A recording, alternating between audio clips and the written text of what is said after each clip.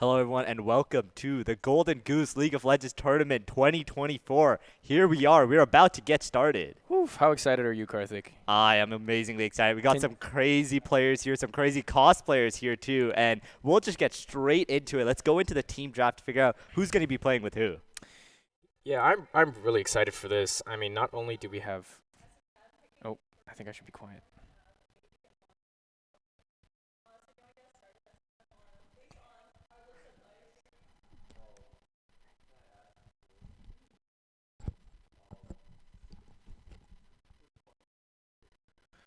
All right.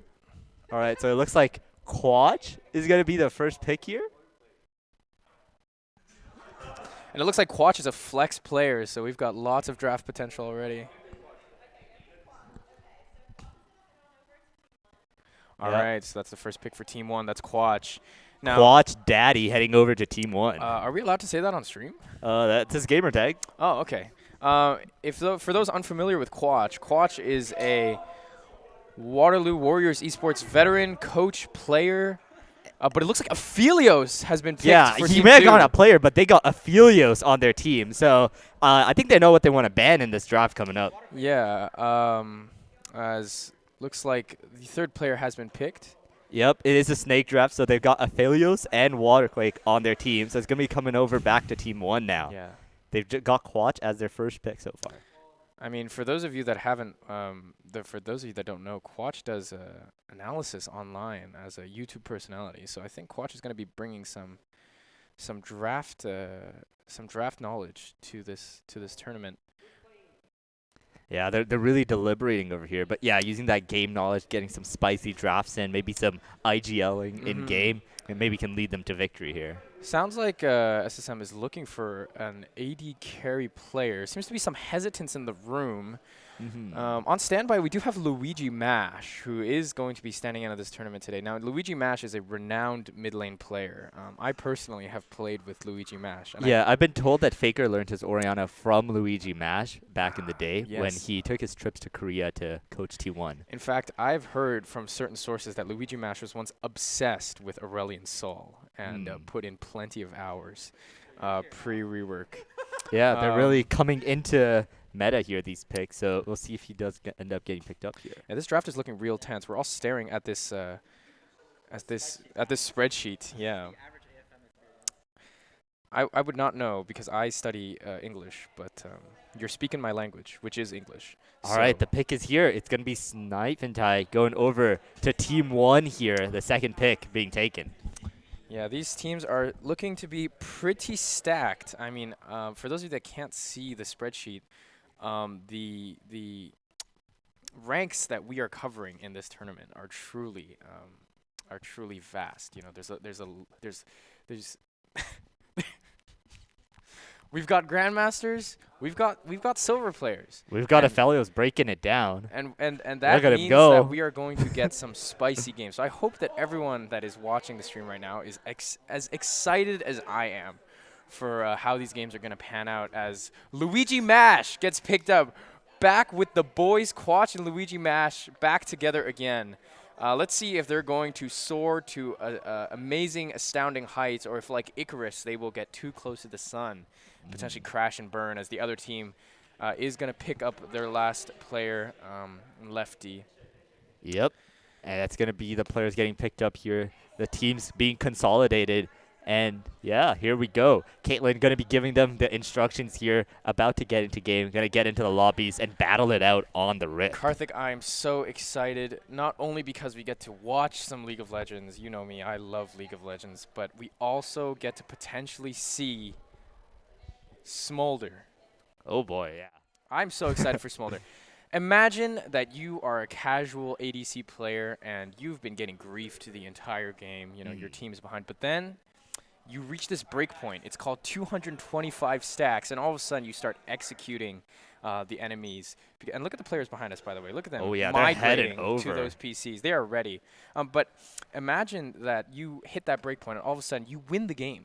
You just win the game. Yeah, just become the Elder Dragon, you know? That's all I'm you saying. need, really, sometimes. That's pretty crazy. Now, that kind of, you know, some people might complain and say, that's unfair. You know what I'm saying? I've been stomping the early game, and all of a sudden this little guy, right? He just gets to hit 225 stacks, and now he's just winning the game. That's called good game design, I think. Yeah, and yeah, speaking of good game design, what if I told you that you can just pick this support, not give her any farm, not give her any resources, and then she'll just outdamage the ADC anyway. Oh, By just picking I up like these this game. I little like this things game. on the ground called souls. Wait. Let me play. I like this game. Is that? What champion is this? Is this Amumu?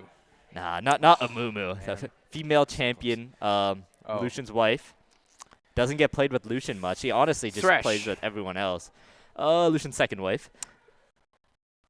Me.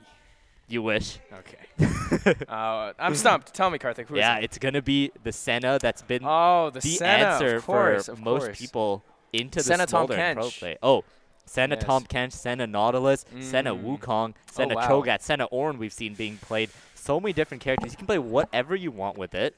Give another carry all the gold, and then Right. just become a Right. second carry on the team too.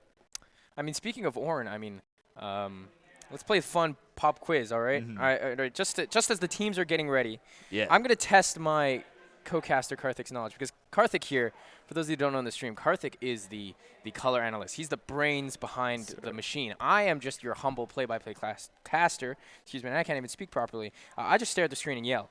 But Karthik, do you know the Ornn item upgrades? Oh boy. The names. I'm going to search it up right now. The masterwork items. All right. Let's start off with. Hold on. As I pull it up. I know some of them. My mobile device. I know the ones for the roles I play. I'll tell you that. All right. What roles do you play, Karthik? That's like ADC. ADC. Okay. Yeah. I can work with that. I can work with Yeah. that. As I try to find. Yeah, the Ornn items have been getting changed since they added in the mythic items and then took them out again. So honestly, I don't know what is what now, but I'll give it my best shot. All right. As I struggle here, as the teams are getting ready, we do have the PC set up, so they're going to be behind us. They're going to be doing their best to take home the win. It's going to be a best of 5, so you have 2 teams, so they're going to be duking it out on the Rift.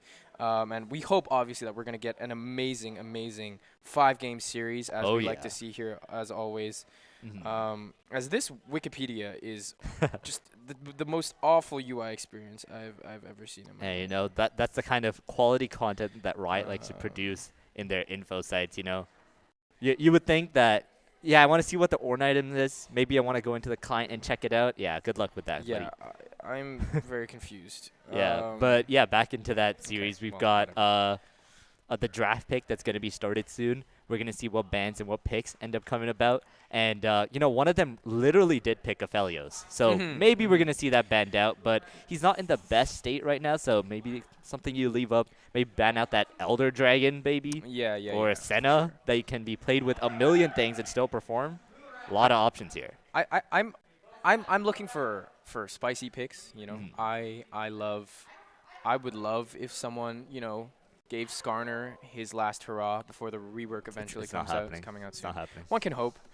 But I do expect, okay, not to harp on any one player. I do expect Luigi Mashes, Orianna, and potentially Aurelion Sol to come out. Now, I don't know if Luigi Mash has played the new ASOL since the rework. Obviously, we know that Aurelion Sol has received a rework and is now like this stacking monster. But I'm excited to see what these other players bring out as their picks on the Rift. You know, it has been a while since I've been on the caster desk, Karthik, as you know. It is, I think, our first time casting together for League.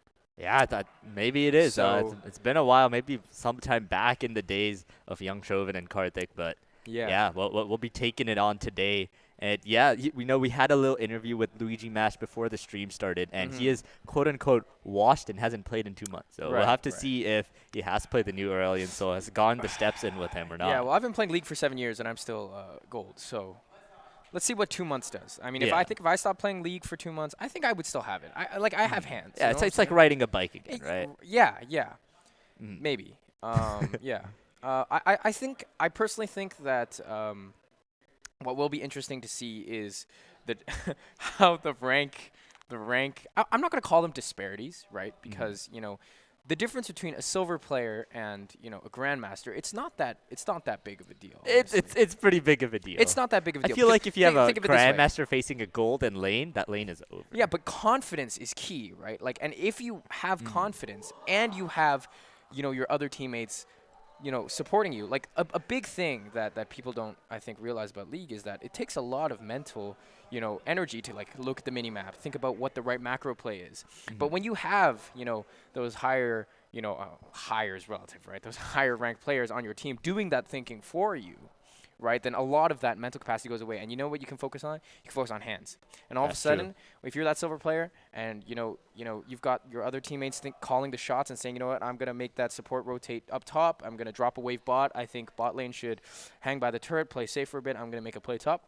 If you're that top laner, all of a sudden you're like, you know what, all I got to do, hands diff. And then I think that disparity lessens by quite a wide amount. As Quatch is okay. Do you mind rotating the camera back? I think you bumped it a little bit. Yeah, just nope. The other way. Yeah, that's nope, good. too much. A little I bit, think a little bit that's more. good. No, a little bit more this way. Yeah, perfect. Okay, great. Thank you. And we're back. That was Quatch, who is just wandering around right now in the studio. I think we are working through some technical difficulties, which is, it's pretty common, some bugs here and there as we get the players set up, as they kind of warm up. It is a little chilly in this room, so that's why we need Smolder to warm it up. Yep. You know what I'm saying? I'm all out of material, so I'm going to let you take the lead. Yeah, for sure, dude. Maybe we will just throw it down to a short break while we figure out the issues and then come back in for game 1 of Golden Goose. Yeah, or we could talk about lunch. Ooh. Yeah, you want to go through that Korean order that you were going for with me? What are you going to be ordering at Gyubi? The Japanese grill. Okay. If you go to an all-you-can-eat barbecue and you order chicken, Yes. the term is running it down. I think you are griefing, right? You need to order the prime cuts. And, if you go to the supermarket, chicken is like, it's what? Chicken breast, four chicken breasts at Freshco right now is what, like $11.99? Yeah, like $12. Yeah. How much is prime sirloin steak? You know what I'm saying? Not It's sure. got to be way more I don't think I've gone to expensive. Freshco and bought that. Well, I have for you. So I this is see. coming from like All right, directly hit me from with the it. Hit me with source. it. So no, but that's the math, right? So all Yeah. I'm saying is that you should not be getting the chicken. Mhm. Even though I will say it tastes pretty good. The other UB strat, I think, is ordering creme brulees and bringing a container and taking them home. Yeah. But what did you have for lunch today? I did not have lunch. Me but too. Oh my woke up, goodness. had some masala chai. Okay. Got the Okay. energy flowing. Okay. Getting the excitement and the energy up for the cast. I had to So I peel like my to face be- off the pillow this morning, so I of think we have course, of different course. morning routines. Yeah. Yeah. Nah, I got a good night's sleep. Okay. Got to be all ready and pumped up for the cast. It is 'cause St. Patrick's Day this weekend. That is true. And so, but look at us, going to bed early, waking up in time for the cast, making sure Yeah. we're here. we got making to sure be that- responsible casters. Yeah, for sure, You know? for Yeah. sure. Mhm. None of that party shenanigans. You know what I'm saying? That can wait until Well, after you the can have that too. Like it's not one or the other, right? You can do both. Why not? Right, for sure. Yeah. The only party I'm here for is a party on the Rift. You know what I'm saying? Yes, sir. Those 5v5, what do you call it? Fiestas? Yeah, but it'll be a bit of a fiesta this game. But before we get the fiestas, we'll be back after a short break. Gonna fix up some technical difficulties Maybe and get a snack. get some food for Anyone have- ourselves. anyone have And granola yeah, we'll be bars back in a little or bit. anything? See you guys later. All right. Oh.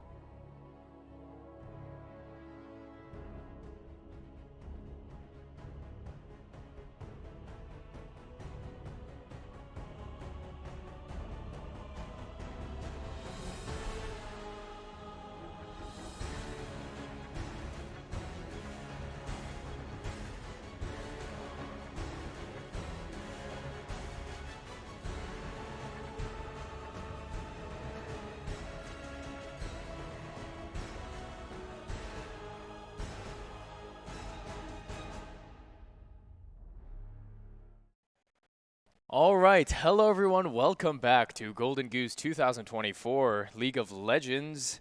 We are approaching the draft of the first game, Karthik. We also have the teams finalized and their names are up. Team 1 is going to be SSM. We don't really know what that stands for. It's a surprise. We'll find out later. But that team consists of SSM, Quatch, Snipin' Time, Luigi Mash, and Sunny.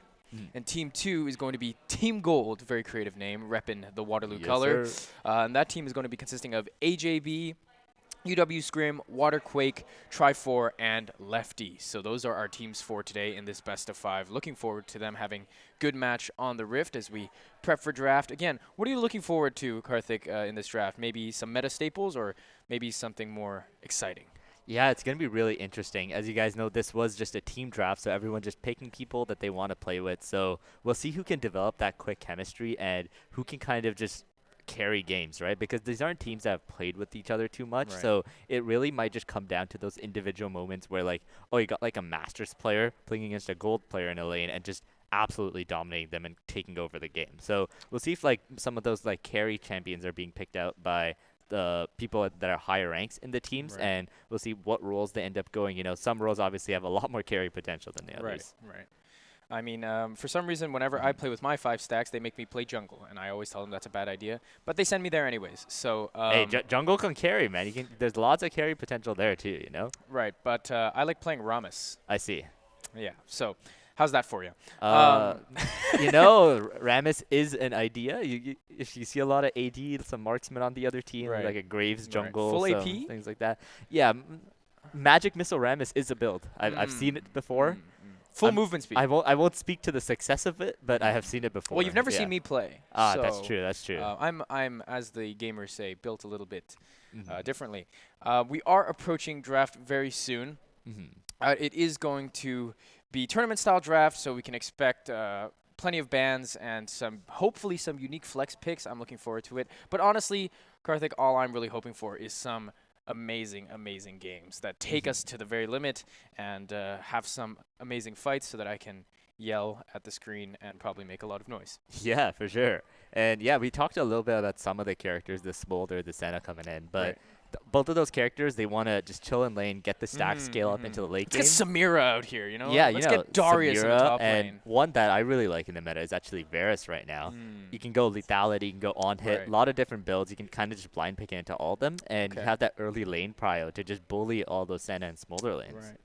I like when Varus attacks really fast, and it triggers the happy part of my brain when he Oh goes yeah, the machine gun. yeah. Yeah. That's the expert commentary that I got hired for, Mm. ladies and gentlemen. But I am looking forward to the Varus, especially, again, because you have that flexibility, not only through the builds. Again, you talked about the lethality, you talked about on hit, you talked about not crit, because who likes crit nowadays? It's in a terrible state, let's be honest. But you can also, flex it in picks as well. You could take it bot, and maybe if we're feeling adventurous, you could take it mid or top. Again, we had that Radiant Virtue top Oh boy, yeah. last season, Varus top. To great success. I don't think I we'll mean, be seeing we've top. seen it. I believe it was played in LEC recently this year as well. So Okay. Varus top, if you are into just like those tank matchups without too much engage, then it can bully really hard, and that works for mid too. Mid Varus is definitely doable, especially with like the AP one-shot builds. So really strong early pick and draft. The important part is if you play a build such as lethality Varus, you want to make sure that you are ahead enough where your poke actually is meaningful, and then you want to force people off of objectives because your poke is just too overwhelming. We're gonna see. I feel like that takes a little bit more coordination maybe to be able to position properly and get that poke off to keep the enemies at bay. And if you're lacking that coordination, you might just find that as a lone poke Varus, you're gonna get dove, you're gonna get taken out. Yeah. As we still sort out some difficulties, as Luigi Mash takes the stage. He's behind us there on the. Oh no, can't see him anymore. He's over there now. Yeah. No, he's over there now. But yeah, we're just getting the teams sorted out. Again, looking forward to an exciting day of League of Legends. I really hope we go to a 5-game series, Karthik. I really do. Yeah. Hopefully it's just a big banger. Nothing gets the blood yeah. rushing like Oh, like, yeah. like a game 5. Yeah, I assure you this. It will be a fiesta. I don't think these people are gonna play slow, hold back, or anything like that. That's not what Yeah. we're here for today. Yeah, let's hope LCS and not LCK. Yeah. You know what I'm saying? Hmm. Or I was gonna say LPL, but if you They watch the slowed recent down now. LPL games, they're Yeah. slowing down a little bit. Yeah. You know, Hmm. they're taking it slow. But LCS, 5-game bangers, the last few playoff series, that's the kind of League of Legends we want to see here Hmm. today. I also would love to see some unique support picks. I personally play Hmm. support, so I would like to see funky some funky stuff. None Hmm. of that Maokai stuff, okay? None of that Solstice Slay Maokai Trailblazer first Yeah. item build. I want to see Bard. Give me Pike. Give me There's some Blitzcrank in there, you know? You're gonna see give me Senna. Blitzcrank. Yeah. Give me Blitzcrank. Give me Nyla. That's not a support, but give me like Nyla It can be. We've got Blitzcrank. Carrier Sounds playing here really today, bad. so you can get Holy anything moly, in you there. are I think so I've seen him correct. play like Ezreal support recently. He's True. pulled out the Talia support in some True. of his streams too. It's just anything works with these support items these days. You know, just you want to do Blood damage, go Song. support. Blood Song. Exactly. Yeah. Yeah, with the 5 new support items, you know, that build from World Atlas, we can have Hmm. so much variation in support items and support builds. You know, Blood Song, like, again, all the ADCs we were talking about, you know, Blood Song, Ezreal, Blood Song, Hmm. Senna, Blood Song, whatever. And let's see if Celestial Opposition will have some use today over Solstice Slay. Yeah. For those that are not in the know, Solstice Slay gives movement speed, or no, not movement speed, gives healing when Hmm. you slow or immobilize a champion, and the Celestial Opposition gives you something like Crown of the Shattered Queen. Is that the item that was? That's what it used to be before, Yeah, but kind of that similar in item this that was effects, removed yeah. this preseason, and Hmm. it's now like for supports where you have a shield that negates damage, the first instance of damage before the shield breaks. Hmm. So looking forward to that. I'm also looking forward to just seeing some of the maybe if we get some unique builds. Hmm. I know the meta's kind of been figured out in terms of you know items, especially seeing the tank items lately. But you know that Hmm. new Volibear build that's been terrorizing. Oh, With I've the been abusing it healing. a little You've bit. been Not gonna abusing it a lie. little bit. Yeah, yeah, yeah. So, you know, the new tank items with the healing from Harrowing Despair combined with Spirit Visage and items, you know, such as Yeah, the Protector's Vow and with stuff too. Ingenious Yeah. Hunter, Oh the yeah. rune set where I love that there's Winter. cool builds like that. You know, True. abuse a rune Until with some Riot item. slams down the Nerf Hammer,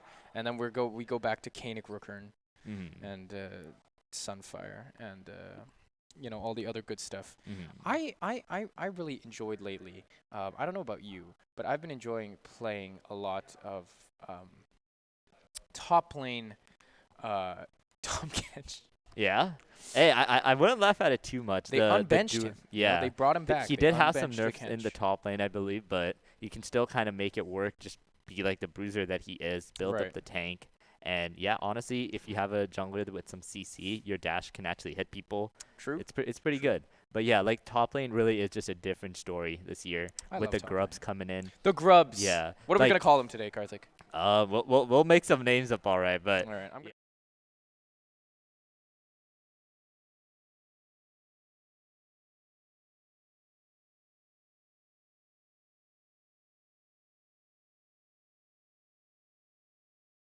I personally think that mhm. Yone is.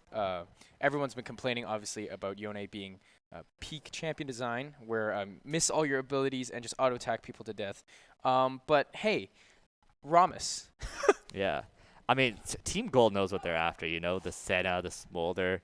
Those are the OPs that you want to get out of there. Yeah. While some more, being blue side, you have the flexibility to just do those target bans. You know, Mhm. you can just pick the OP picks if they're available. I am happy that Senna and Smolder are gone. That means we're Mhm. going to get to see some more, hopefully, unique bot lane picks. I Mhm. do see the Leona ban. So they're going to take away the Leona.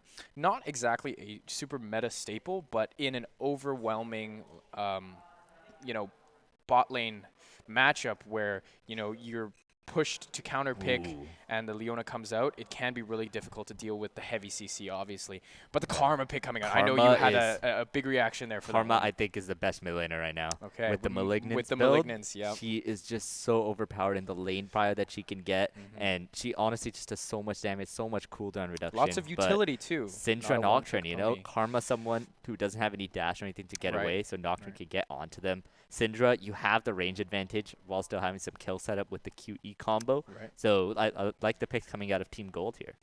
Yeah, I mean, I definitely think that, you know, we've been seeing a lot of Karma at the highest levels of play, right? Again, Mhm. not just the overwhelming you know, the we'll call it the malignant spam, right, with that item active, but also with Ooh. the utility again that the Karma provides, the shielding, the movement speed.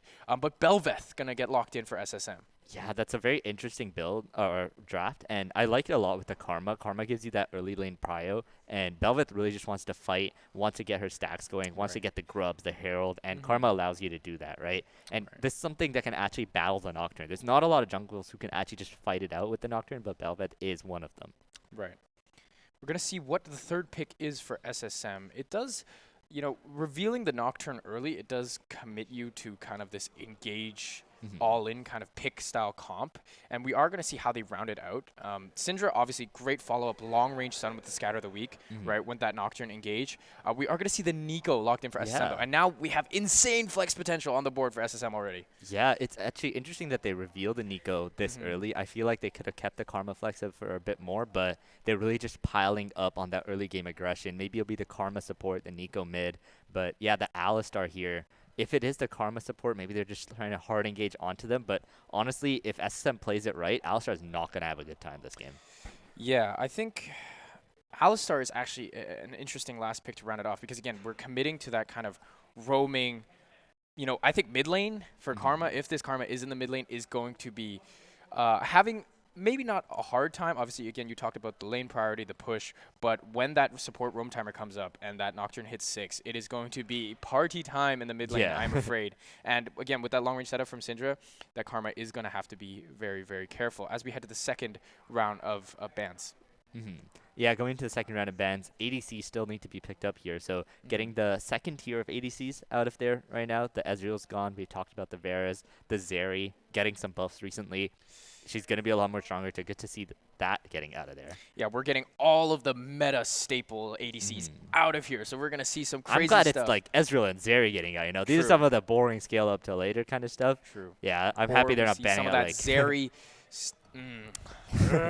where then Zeri just goes over the wall and is out of there, and then the fight's Mhm. over. I mean, oh, so much fun. I love watching Zeri gameplay. I love playing first-person shooters in my League of Legends game. Get Mhm. that out of here. None of that. As the second ban, no ADCs. It's ADC winter out here in this game one, as Tristan also gets banned out. But again, flex potential. Yeah, I But mean, there's still quite a few though. Like looking for SSM, there's a Nocturne and Alistar on the other team. I'd love to see Xayah from them. okay, It's just so good when they have to run into you. The Nocturne has to ult into the team. right.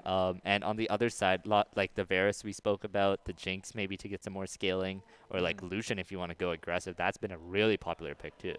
And I think even though Belveth, again, you talked about wanting to fight early, I think the absorb potential that you're talking about for SSM to be able to peel back on these team fights and then play the fight on their terms can be a little bit difficult for Belveth. Again, they have the E for that damage hmm reduction, but it kind of roots them in place. So I think the hardest thing right now for SSM is going to be finding a place for this Belveth to succeed, especially when the rest of the team is so, you know, as it stands right now, could potentially swing either way on heavy engage, kind of skirmishy, or potentially look to play on that disengage. Again, hmm Nico still has the ability to play fights very slowly with those tangle barbs, again, with the pop blossom to turn fights.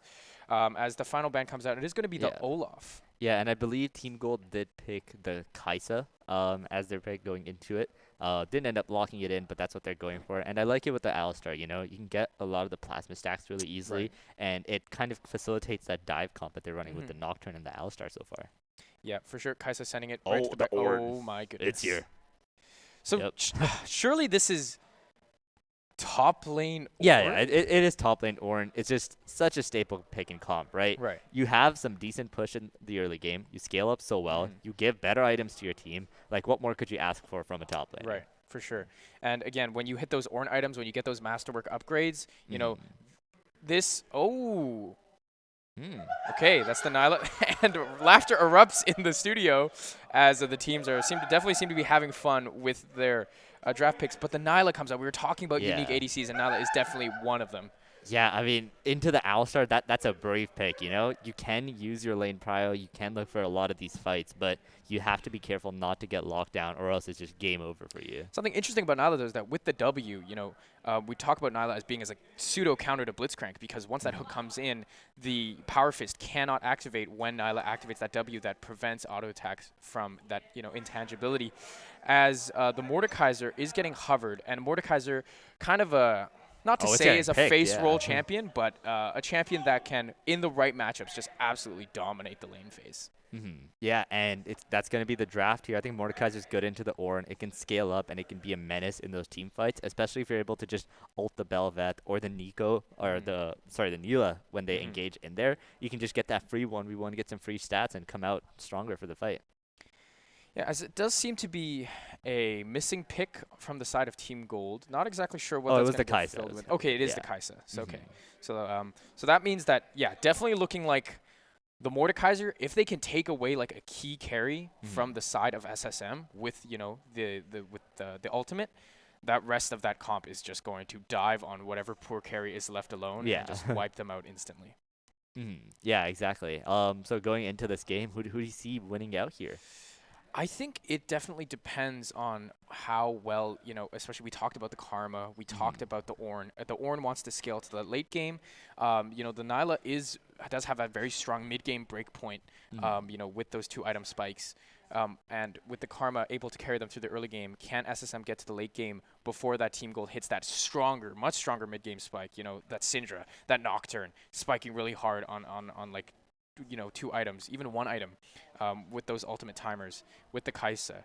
Will that advantage that they can potentially find with those dives, with that aggressive early play that we're probably expecting from a comp like this, be able to smash down SSM's Nexus before they can get, the positioning and the gold and the time they need to become able to absorb those engages more properly. Yeah, and yeah, for me, it's got to be Team Gold here. I think the Neela pick is a very interesting one to come in here, but I think it will struggle into the Alistar. Right. But hey, maybe if the Neela is just smurfing, she will just be able to hmm destroy everyone. But yeah, looking at the top lane too, I think Ornn has a really rough time after when Mordekaiser hits those first few levels, gets like in Right. one item. It's just that Mordekaiser will be really hard to stop in that split push. Yeah, Mordekaiser is one of those champions that's funny. It's the bonk hammer, right? It's like, you know what? hmm You want to be a bonk, take it to my realm, Yeah. and I'm just going to slam. I'm going to obliterate you, pretty aptly named ability, as they take them to the death realm. I also think that we don't exactly know what the actual player assignments are yet. We know the hmm rosters. It is also going to be interesting to see, how the individual lane matchups, because we can talk about draft and we can talk about, hmm the average strength of each of these champions or comps as a whole against each other, but hands make a big difference, right? And we talked earlier about the wide range of skill that we're seeing in this tournament today. So it is going to be interesting to see, if we have a lane that we perhaps expected to go a certain way, right? We expect, as you say, the Neela to have a hard time against this Alistar Kaisa. But, Yeah. if that hands diff comes out and those lanes swing unexpectedly towards the underdog, then that Mhm. could definitely change up how this game ends up turning out. Yeah, any person can just take over the game from any lens, right? hmm Especially if they're on like these extremely carry potential characters Right. like Bel'Veth or the Neela. Maybe they're just trying to like ego and be like, yeah, I'll just carry this game, get 5 kills in lane, and just no one can stop me. Take it from my gold games, hmm game's never over until it's over, and hmm any lane can swing, as you said, the potential of the gold potential of any of any composition. Again, we talk about, this comp looks strong on paper, but once you're on the rift, and it's an entirely different game out there. You can make the right choices, but you slip up and you give the wrong shutdown at the wrong time, or you mess up that fight timer when you shouldn't have, and all of a sudden the game can swing just like that. So looking forward to getting into game one. Not sure what we are hmm waiting on. There's a small delay, and we apologize again for that as we continue to look at this comp and, of course, our very own faces.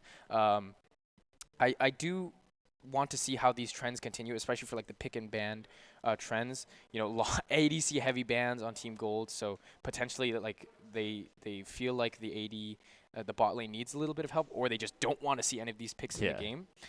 Whereas from SSM side, we definitely see less meta staple picks and more so maybe comfort picks. The Olaf, very niche pick. I'm not hmm going to say it's a staple. I'm not going to say it's a power pick. Same hmm for the Yone, right? Very situational that we see it sometimes in the top lane, sometimes in the mid lane. hmm So it is going to be interesting to see how the comps might switch if Team Gold continues to run this kind of aggressive early game, stompy kind of comp. And Yeah, I think this game really should just revolve around this bot lane. Like Neela and Kaisa, both characters that really do want to get ahead and have to carry, but if they're not ahead, they're going to feel pretty useless because of that Right. short range. So the bot lane matchup is so volatile, and I want to see both junglers just making their way down there, trying to facilitate their bot lane to succeed. Yeah, I definitely also think that, seeing the skirmishes between Bel'Veth and Nocturne, it'll be important, I think, as you mentioned, for Bel'Veth to get ahead, because once that Nocturne hits 6, Bel'Veth is not going to be able to react to the Nocturne engages because of that global paranoia, right? Bel'Veth is going to have to be very, very conscious of, where the potential plays Team Gold can make are on the map, and make sure that they are able to respond to that. Yeah, exactly. Yeah, dude, where do you think the Karma and the Nico are going? Traditionally, you would think the Nico is mid, the Karma is support, but with Neela, maybe you do want a bit more engage in there. Like, I've seen Nico support a lot before, and it's Right. honestly pretty successful if the enemies don't expect it. Right. I definitely think Nico. I definitely think Nico and Karma are going to have a bit of a rougher time into Alistar. Karma might have it easier against Alistar, but then you kind of take away that Malignant's potential of Karma if you put them support, put them on that lower econ, right? I'm expecting it to be Nico, honestly.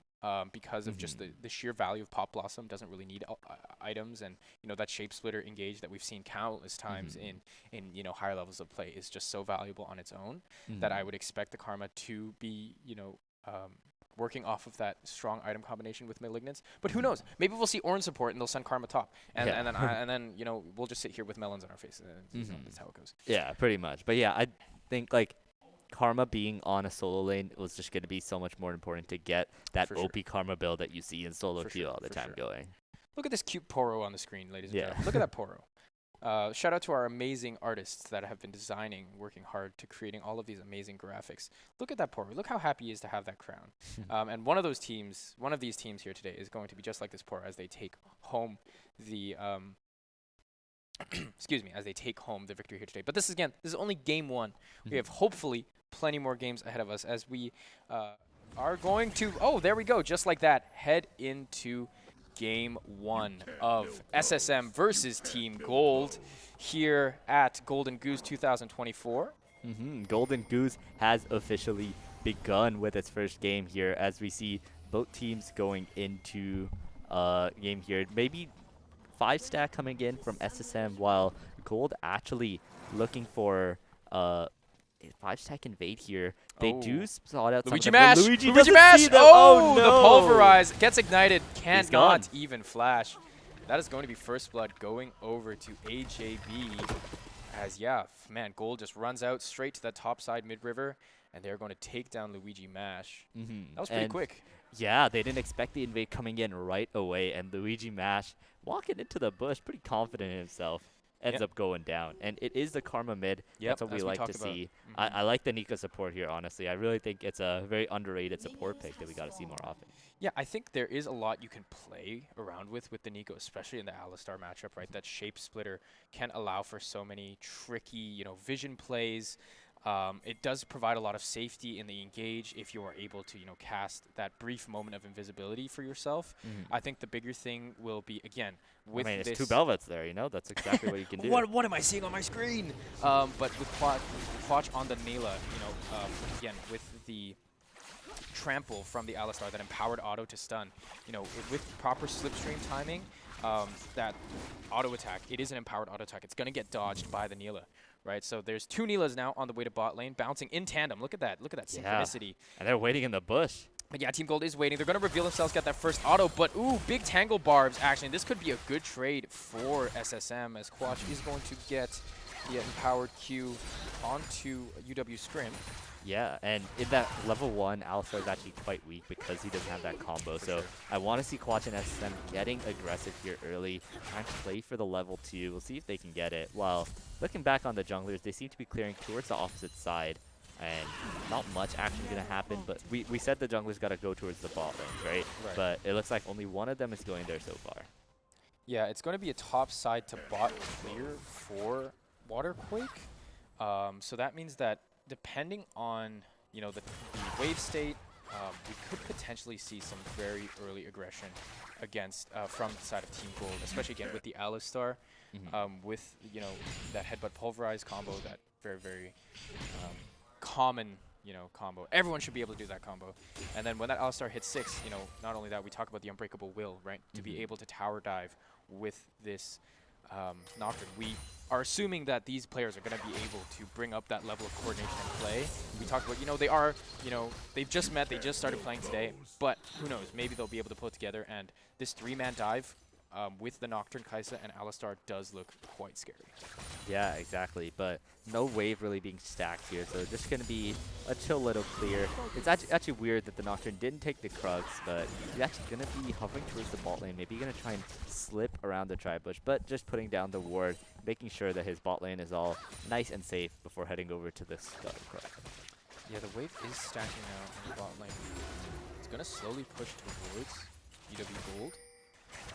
And that will give 1 scuttle each to both junglers as they are on opposite sides of the map. So no contest there. That wave is going to get pushed in. And now they are going to look to check the scuttle, the SSM bot lane. They are going to spot that it's been taken. So that's probably information there for them. We saw the pings come out. Yeah, and we see the little minion tricks. You love to see it. That's what you picked the Nico for. He's coming in, trying to blend in with the wave. Can't they count minions, though? Can they count? Alistar, he's not going to count. He's dipping. He's going to the mid lane. His mid laner is not quite here yet, but maybe going to try and get some good vision, spot out the Bel'Veth on her next clear. But in the bot lane, where's the Nico? Oh, looks like she finally showed her face. Scrim, nothing happens from it this time. Yeah, the bot vision, that deep ward is going to be very important for catching this Bel'Veth. They saw that the bot scuttle was taken by the Noct. They know that their bot scuttle was taken by Waterquake, so now they're going to try to track this Bel'Veth as the headbutt away. Okay. Lefty's going to take a little bit of damage back in return for that. But I do believe the SSM bot lane is just going to look for a back here reset. Both junglers resetting as well, coming out with items. Yeah, Bel'Veth a bit ahead in the clear. Oh, what's that? You hear some grubs are spawning in the river now. Both the dragon and the grubs coming into play here.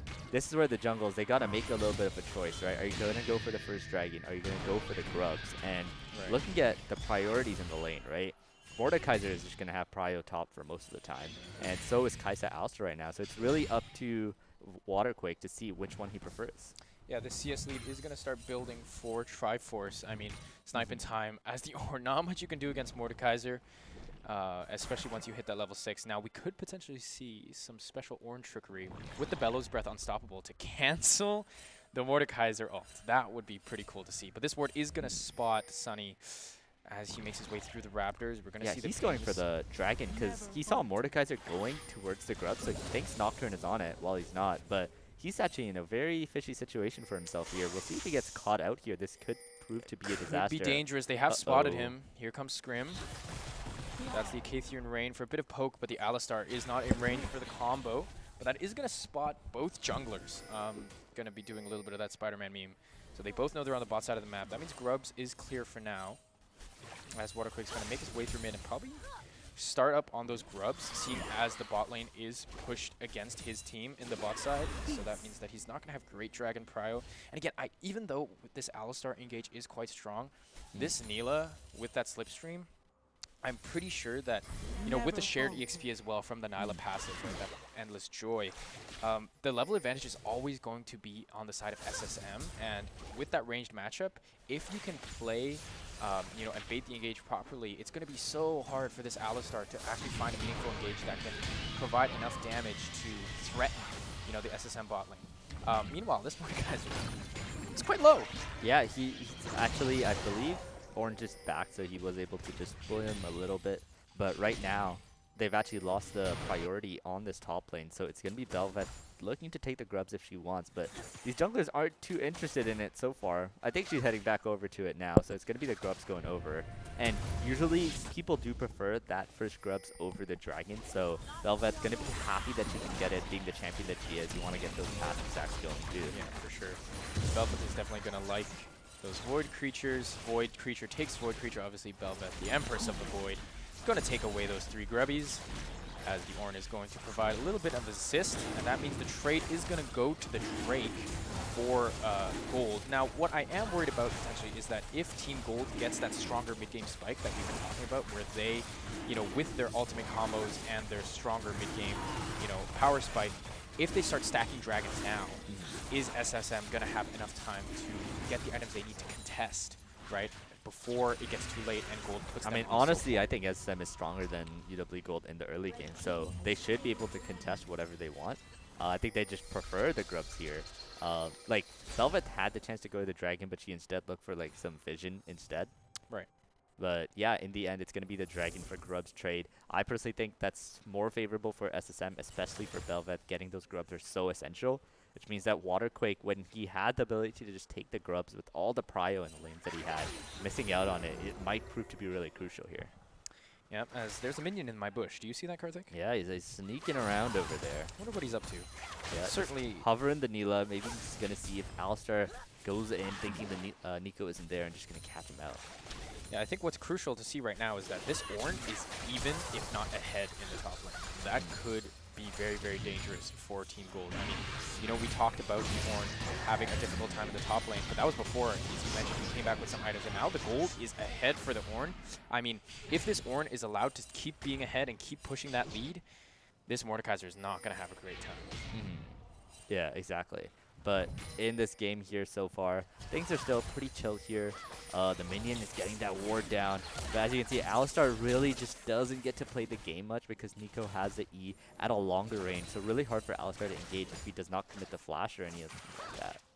Yeah, I'm very worried for this Alistar pick as it currently stands. I mean, it's getting bullied right now. And again, with this level advantage from Neela, as you head into these mid-game fights, even if the Alistar gets a strong ult onto Nico, I don't think Alistar Kai'Sa is going to be ahead enough to deal meaningful damage to Nico. And Nico in return can just pop that ultimate, and all of a sudden, you know, your Alistar, you've already used all your engage, you have no way out. You're just kind of stuck there. All you have is your unbreakable will. And hopefully that keeps you tanky enough. Yeah, and even for now, it's just going to be chilling, everyone going into their laning phase. But if there is not much action like this, I think that does favor the Gold a lot because the scaling coming in, the Mordekaiser is going to outscale the Ornn, the Syndra is going to outscale the Karma, and Kai'Sa, we'll see what build she does end up going for, but usually Kai'Sa scaling is also really good compared to maybe Neela until she gets to 6 items. So UW Gold really a lot more favorable in the scaling game here. So I want to see SSM maybe try and get a little bit more going. I mean, look at this Alistar right now. Very, very sad in the spot lane. As jungle is still even. As in the top lane, there's the call of the Forge God. This might just be a solo kill for Snipe in time as he gets the Bellows Breath and powered auto attack. No mana though. Yeah, but the Q. Oh, the flash forward! Oh, but the grasp pulls him back. Yeah, but no the Velvet's worries. here to clean up the house here. Gets another stack going. I believe she also picked up the grubs as well. And that is going to be endless banquets for the Belveth as they now have that empowered form. Ornn there flashing forward, sniping time, thinking he could get that last grasp empowered auto. But the Mordekaiser E pulls him back and away from the auto. But as you said, Belveth there to clean up the kill. Sunny Adum going to be very, very happy with that. Bax picks up a Tiamat as we are approaching, hopefully, Malignance time from Luigi Mash soon. Yep, Malignance is that huge power spike on Karma. You get the crazy ultimate reduction and just so much damage that you can get the prio with. But I want to see Luigi, you know, try and push his lead a little bit, right? Get the waves pushed. Try and maybe go bot for a dive. Maybe help out top lane. The Mordekaiser ult is down, so he's a lot more vulnerable right now. They got to try and continue to get a few more leads here and there. I think this game state for Team Gold right now is so, so difficult. I mean, we talked about Mordekaiser trying to get ahead. Now the Mordekaiser is down, not only, you know, it's down a kill, right? Not to their lane opponent, obviously, but the Hollow Radiance picked up for Ornn. So now that Magic Resist and that Burn. We see Lefty on the top side maybe trying to make a play, but I don't think this Ornn is killable, even in the 2v2. Yeah, it's warded. There's nothing much for him to do here. And then, I mean, oh, here's the Paranoia. Actually, the trigger onto the Belveth, flashing away as now, oh, it looks like Luigi Mash might be in trouble, but the Empowered Shield and the movement speed gets him away, and the trigger gets pulled by Team Gold, flash invested by Waterquake, and they have nothing to show for it.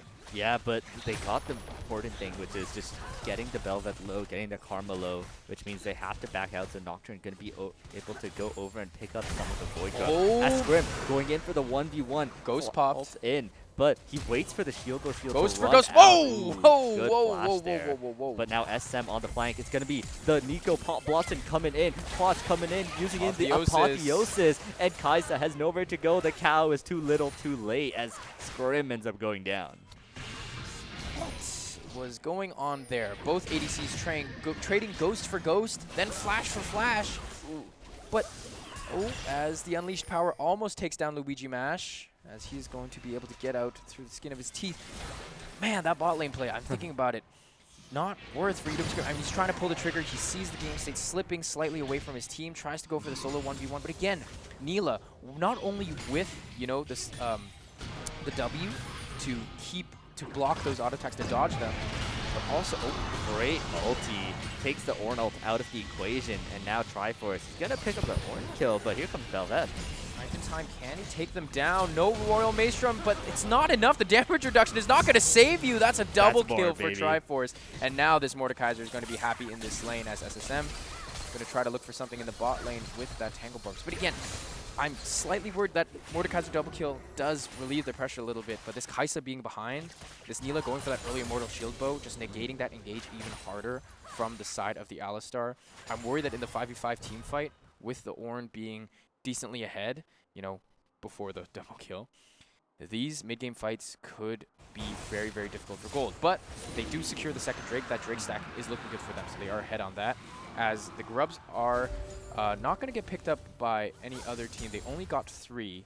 Waterquick got 1, but that's not 6 for either team. Yeah, you really want the 5 to get the little buddies to come in and help you attack the tower, but not going to happen. And honestly, I think Mordekaiser is going to be huge in this game, even in those team fights, because Neela has to go short range. The Bel'Veth has to go short range. Really the only one who can keep their distance is Karma.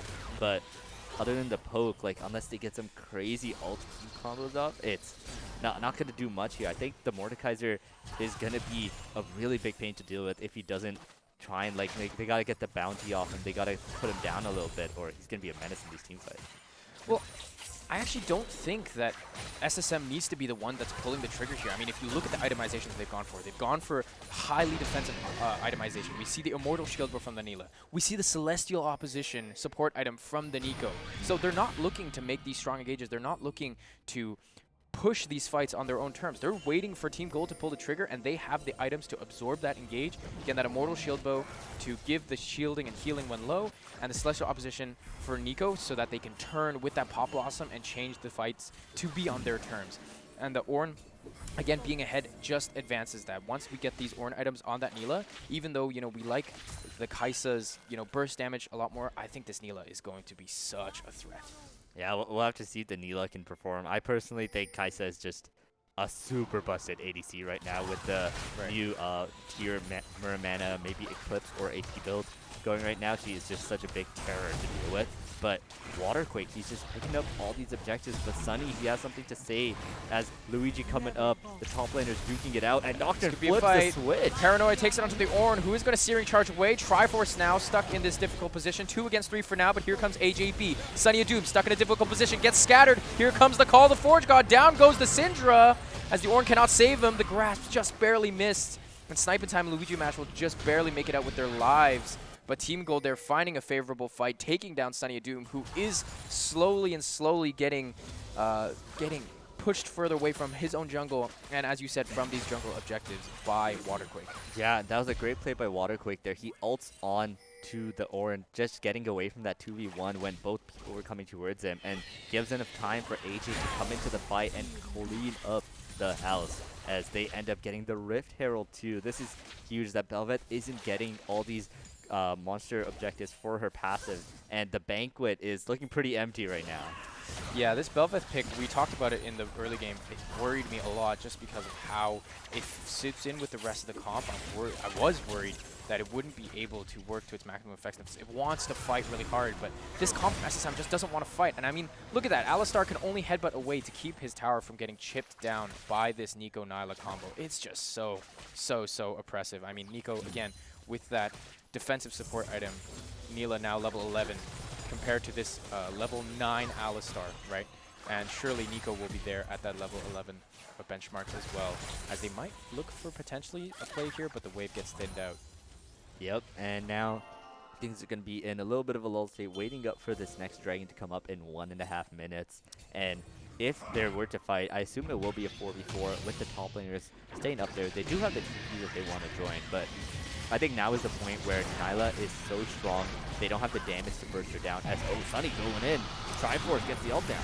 Yeah, that's going to take Bel'Veth to the realm of death, and I don't think Bel'Veth has the means to fight there, as the flash is going to be used to get away, and now it's a proper 2v2. Make that a 3v3. Luigi Mash is here to get the tether and the root, but oh, Sunny Adu misplays, gets taken out, and now here comes the Paranoia. That means Nocturne's coming in to join the fight. Call the Forge God, maybe a little bit late. Canna gets blocked by the spell shield. Oh, misses the timing from the fear, as that play by SSM, they thought they could take down the Mordekaiser, but you do not take down the Lord in his own realm. He is going to take down that's going to be 2 for Team Gold, as they're going to try to push this lead even harder now. Yeah, I've been telling you, man, this Mordekaiser is going to be so difficult to deal with. And especially after he gets 3 items, I think it's just so difficult to kill him unless Quas just goes crazy in these fights. And I think they need to try and get this Neela more ahead, you know? He's got the 1 kill. He's farming decently well, but gotta get some more kills, get the Neela snowballing. Neela isn't something that you can just pick and just do fine in these objective fights. You need to get them ahead so that they can actually jump into a crowd like the Mordekaiser is right now. That's a big cooldown used by Snipe in time. Invest the TP to respond to the Rift Herald, as actually in the bot river, AJB flashes away from the Pop Blossom, but that's right into Luigi Mash. That's going to go to Quatch. And I was just going to say, I was worried about this Drake fight because look who has the TP still. It's Triforce. He's coming in now to make this a proper 4v4. But look at that Tangle Barbs, finds 3-man Apotheosis for Quatch, and now he's on a killing spree. This might be the endless banquet that the Bel'Veth was looking for, as Team Gold is routed, pushed out of this pit. Yeah, that's exactly what you want to see, and Mordekaiser TP's in, but doesn't have the ulti to isolate any fight, so just goes down in the hodgepodge of all the AoE that comes out from the side of SSM, and Sunny getting these much-needed passive stacks, Squatch getting these much-needed kills, and suddenly this game is going so much better for them. Yeah, this Dragon fight was going to be so important. We know Quatch and SSM in the bot lane have been pushing this lead. We know that they are where this carry potential is for this game. That's where the swing is. And we see it in that Drake fight. Again, I was worried that the Ornn invested the TP into that top turret and wouldn't be able to meet there. We saw the TP coming from Triforce. Really aggressive, right on top of everyone. But again, that 3-man Tangle Barbs from SSM into the ultimate was huge from Quatch. And that means that they just get to wipe the fight and take the Drake. And again, as you said, cement themselves in a really strong position now.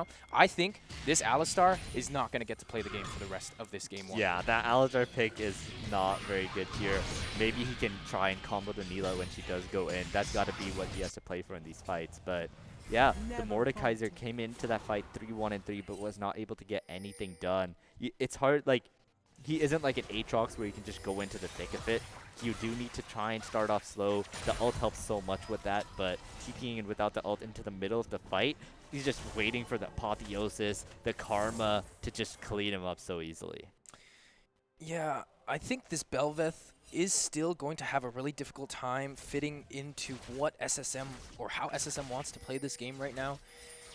Ornn now still pulling slightly even, if not ahead of this Mordekaiser. Obviously down some kills, but once we hit that level 14, 15, which is coming very soon, those Masterwork items are going to be a real pain in the butt. I mean, think about the fact that Team Gold's laners are, none of them, aside from the Mordekaiser, and even that is a hard argument to make considering the scaling of Ornn is ahead enough to be able to push this lead. Going into this mid-game, Karthik, I would love to be SSM right now. I mean, Luigi Mash, look at that Malignance damage. He's going to be having lots of fun.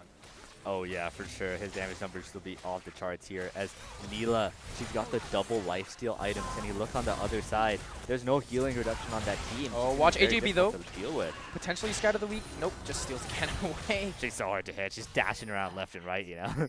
Yeah, the slipstream from the Nyla keeping her mobile and away from danger. As now the lane assignments. Who's going to be answering the Mordekaiser top, though? I mean, Ornn took over the bot lane. I don't think the Syndra will ever have any chance of taking down that Ornn with the Merc Treads and the Hollow Radiance. But who's going to be answering the Mordekaiser? We know that the Bel'Veth is not going to be able to answer the Lord in his realm. So what are they going to try to do? Just try to clear the wave? Because again, this Mordekaiser is definitely what seems to be keeping Team Gold in this game right now. Yeah, he's got that pentakill skin on him, hoping to get a penta in this game maybe. But he's going to be cracking down on that inner tower, and Belvet doesn't do too much damage, so Triforce can kind of just do whatever There's he a wants. minion in my jungle. Minion going in for the gank here. Watch out, it's going to be a Nico. Will they pull the trigger? Not yet. No, doesn't feel like Nico it. Belveth Ornn take down Mordekaiser? Is the question. Honestly, I don't think so. As the siege continues in mid with Luigi Mash and Quatch.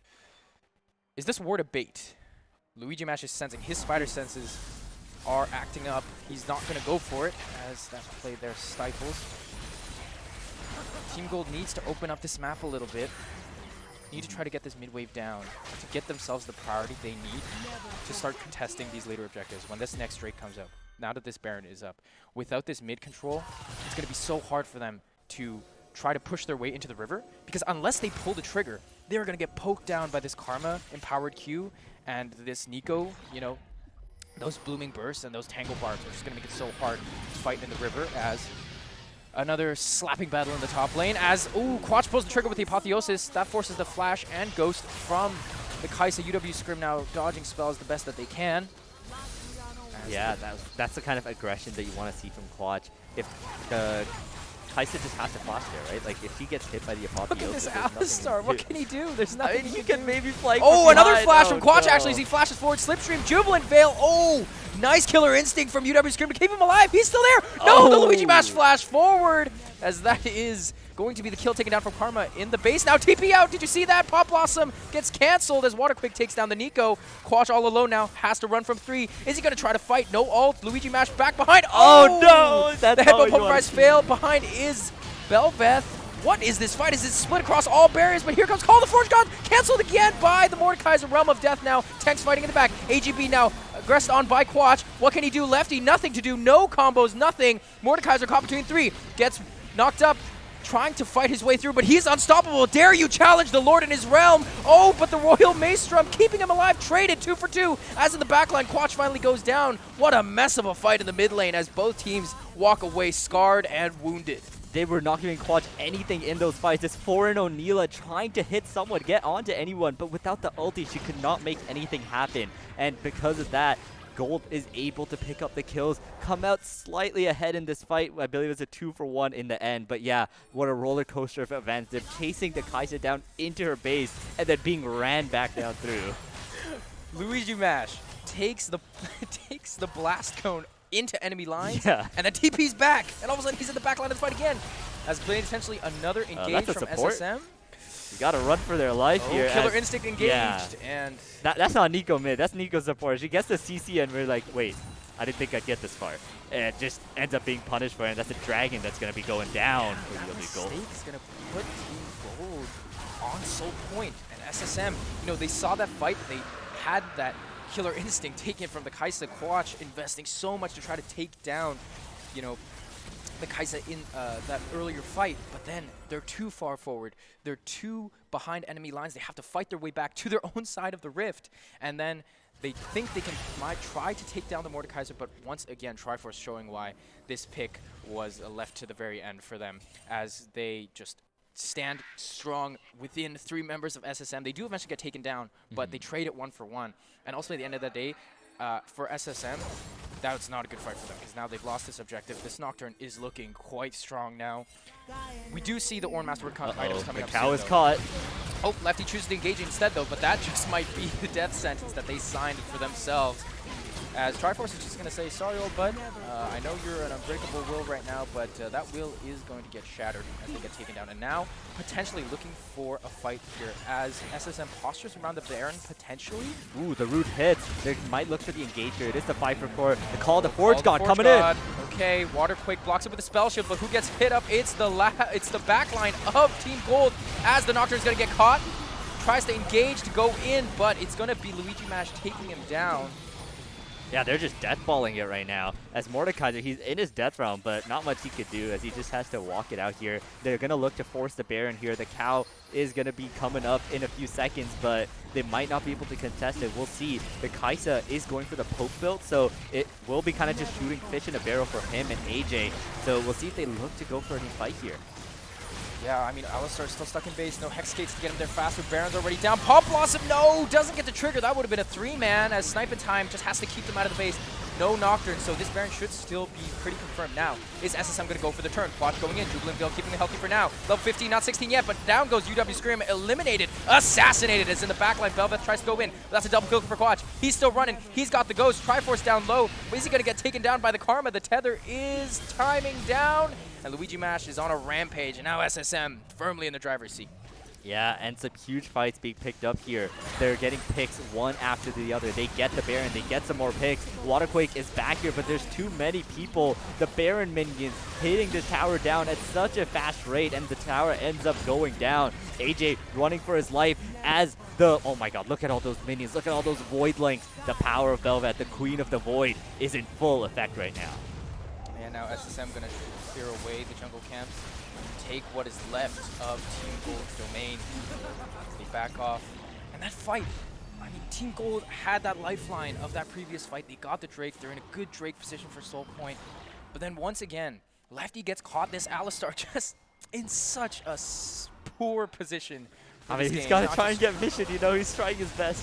And gets taken down for it. And then, you know, they pull the trigger on the Nocturne, and one by one, they're just getting caught out time and time again. And Nocturne, Waterquake getting taken down means that the Baron position for SSM just looks so good. And you have to fight it, right? You don't want to just let Baron go for free. The map state for Team Gold is just so poor. They have no turrets, they have no pushing lanes. There's nothing that they can TP on to try to potentially trade objectives for. So they have to try to contest this Baron the best they can. But Alistar is coming out of base. It's a 3v4. Baron gets secured, even though, you know, SSM gets taken down on the Nico. The turn gets them another 2 kills and another mid turret. And now the siege continues. Waterquake. Yeah, and now Waterquake, Flashes this turn out. to get caught. The Call of the Forge God goes wide. Wow, that one went way wide. But oh my god, the Apotheosis Quatch on a killing spree here. Yeah, this Neela is just disgusting right now. Level advantage, healing advantage. Sunny Doom going on to Lefty. What can this Alistar do? Just getting poked down. The Royal Maelstrom turns into a feast. Scrim not even doing much damage to Belveth at all as the siege continues. That one cannon minion. Here comes sniping time with the Horn. That Demolish breaks down that turret, and that's another objective. Mordekaiser in the top lane trying to reclaim some territory, but against Luigi Mash. Not sure how that interaction is going right now, but oh, speak of the devil. Yeah, the Death Storm is going to be popped, but I honestly don't think there's much that Triforce can do. Oh, this is so Luigi sad. Mash is just playing with his food right now. The Malignant's damage, he's taken down as Luigi Mash is unstoppable.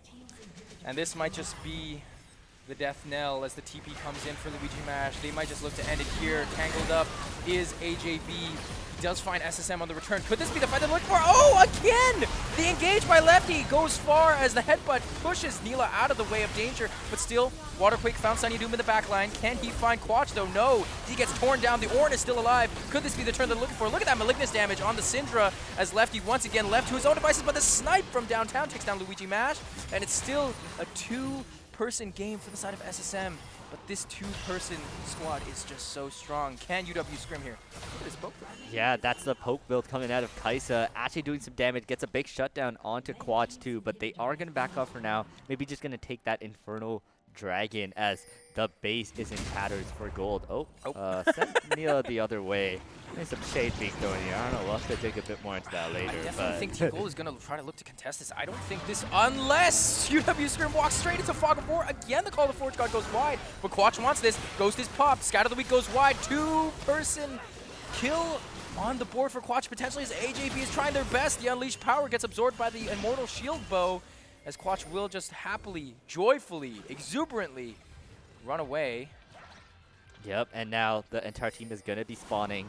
The little cinders on the ground from the new Infernal Drake going to be able to help Quatch get away there as now Luigi Mash is back. He's got the Medjais being picked up in 1 stack for now as some Pop Blossom going to be doing some funny business going on over here. That's 2 ults.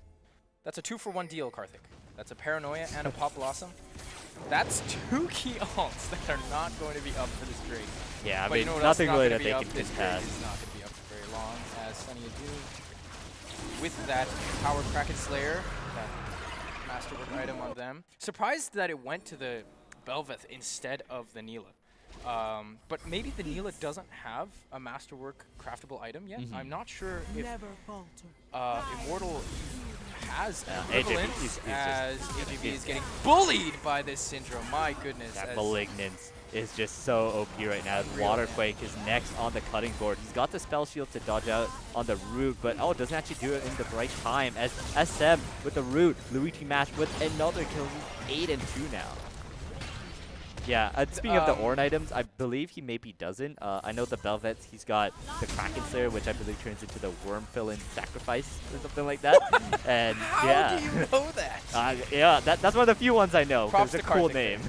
But look at yeah. this Neela itemization. Yeah, Spirit Visage, shielding, healing power, expounded by this Karma as well. Pop Blossom is going to find Triforce. Not huge value from that ult, but this... Yeah, they're just chilling, waiting for the minions. But yeah, that Spirit Visage is so big because it's the Kaisa poke, it's the Syndra damage, and Mordekaiser that are really the problems here as SSM gonna have to flash out.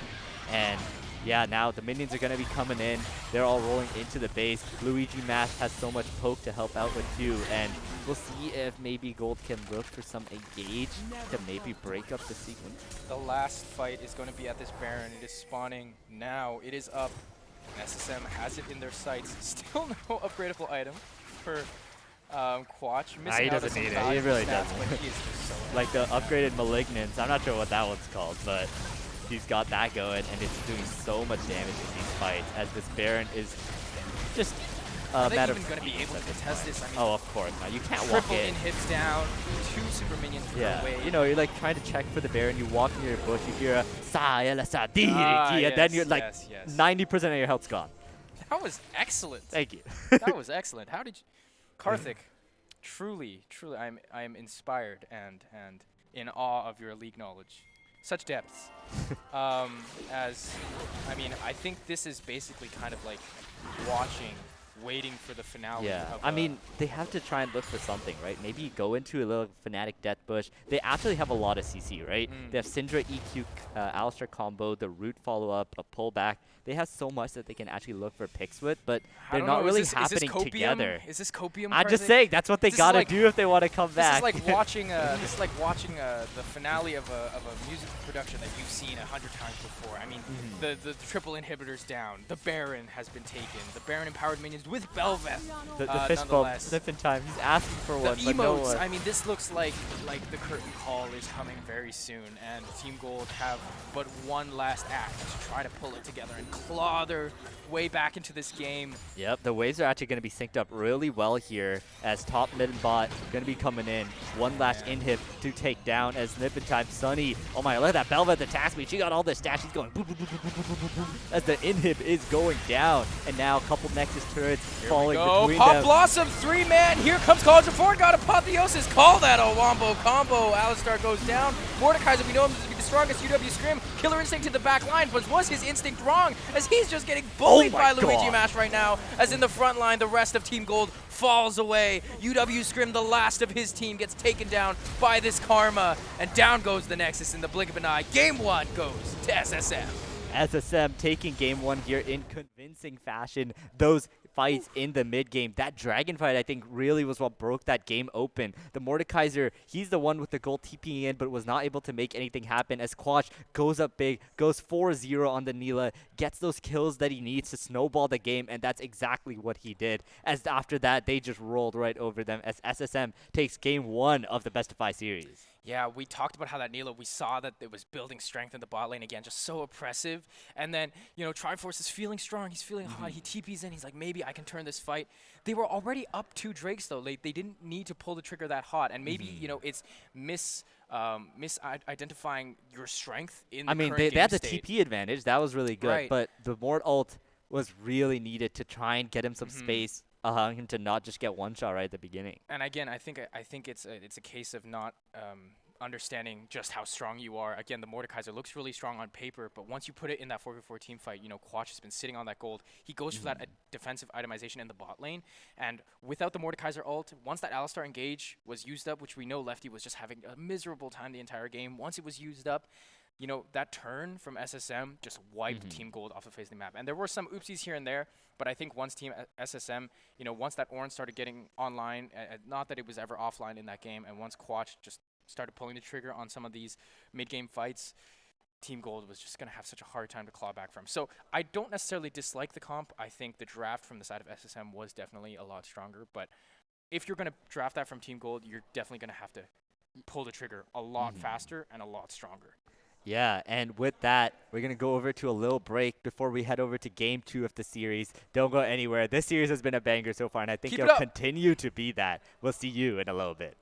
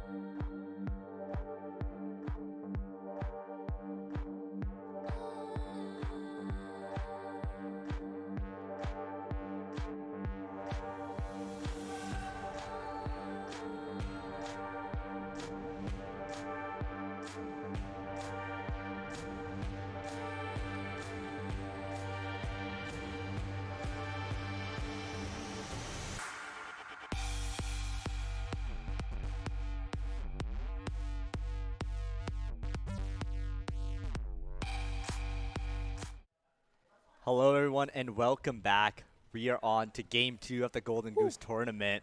We had game 1 here, Team SSM taking it in pretty convincing fashion, making use of some really strong picks in the meta right now to take it home. What do you think's going to happen in game 2? Well, I think they're going to ban Karma. Oh, yeah. Or first pick is going to take Karma. Mhm. As we saw, it was the first pick in game 1. I definitely think execution was a big part of last game, but I definitely think draft was even bigger. I really, like in hindsight, I really like that Neela pick from SSM. I think it obviously, like, seeing the scoreline at the end of the game definitely made a big difference. But obviously, you cannot discount that Karma, obviously. Just so strong right now. I think game 2, I definitely think we're going to see something very different. I think considering how this tournament comes together and the fact that, there's not a lot of pre-planned drafts with our current teams, I definitely think draft is going to look very different compared to how it looked in game 1, especially considering the teams are switching sides now. Yeah. I believe Team Gold is on blue side now, and SSM is on red. So whether Team Gold they have the decides luxury, to ban take that out Karma these or to people, ban the Karma, right? Mhm. So we'll see if SSM bans the Karma on red side too. Other than that, I'm looking forward to more fun team fights because that's my job, right? Yeah, of course. And we're going to head straight into draft here. Team Gold, they have the luxury to ban out the Karma, maybe ban out the Neela and stuff like that. And you can see someone in the background there got to get into his team position. Yeah, that guy, I don't know what that guy's doing. He's laxing. He's just chomping, chowing down. I didn't even get a break like that. Yeah, but Volibear, another very strong character right now. We were talking about that build build before the break. We were talking about that Ingenious Hunter, Fimbulwinter, Hollow Radiance.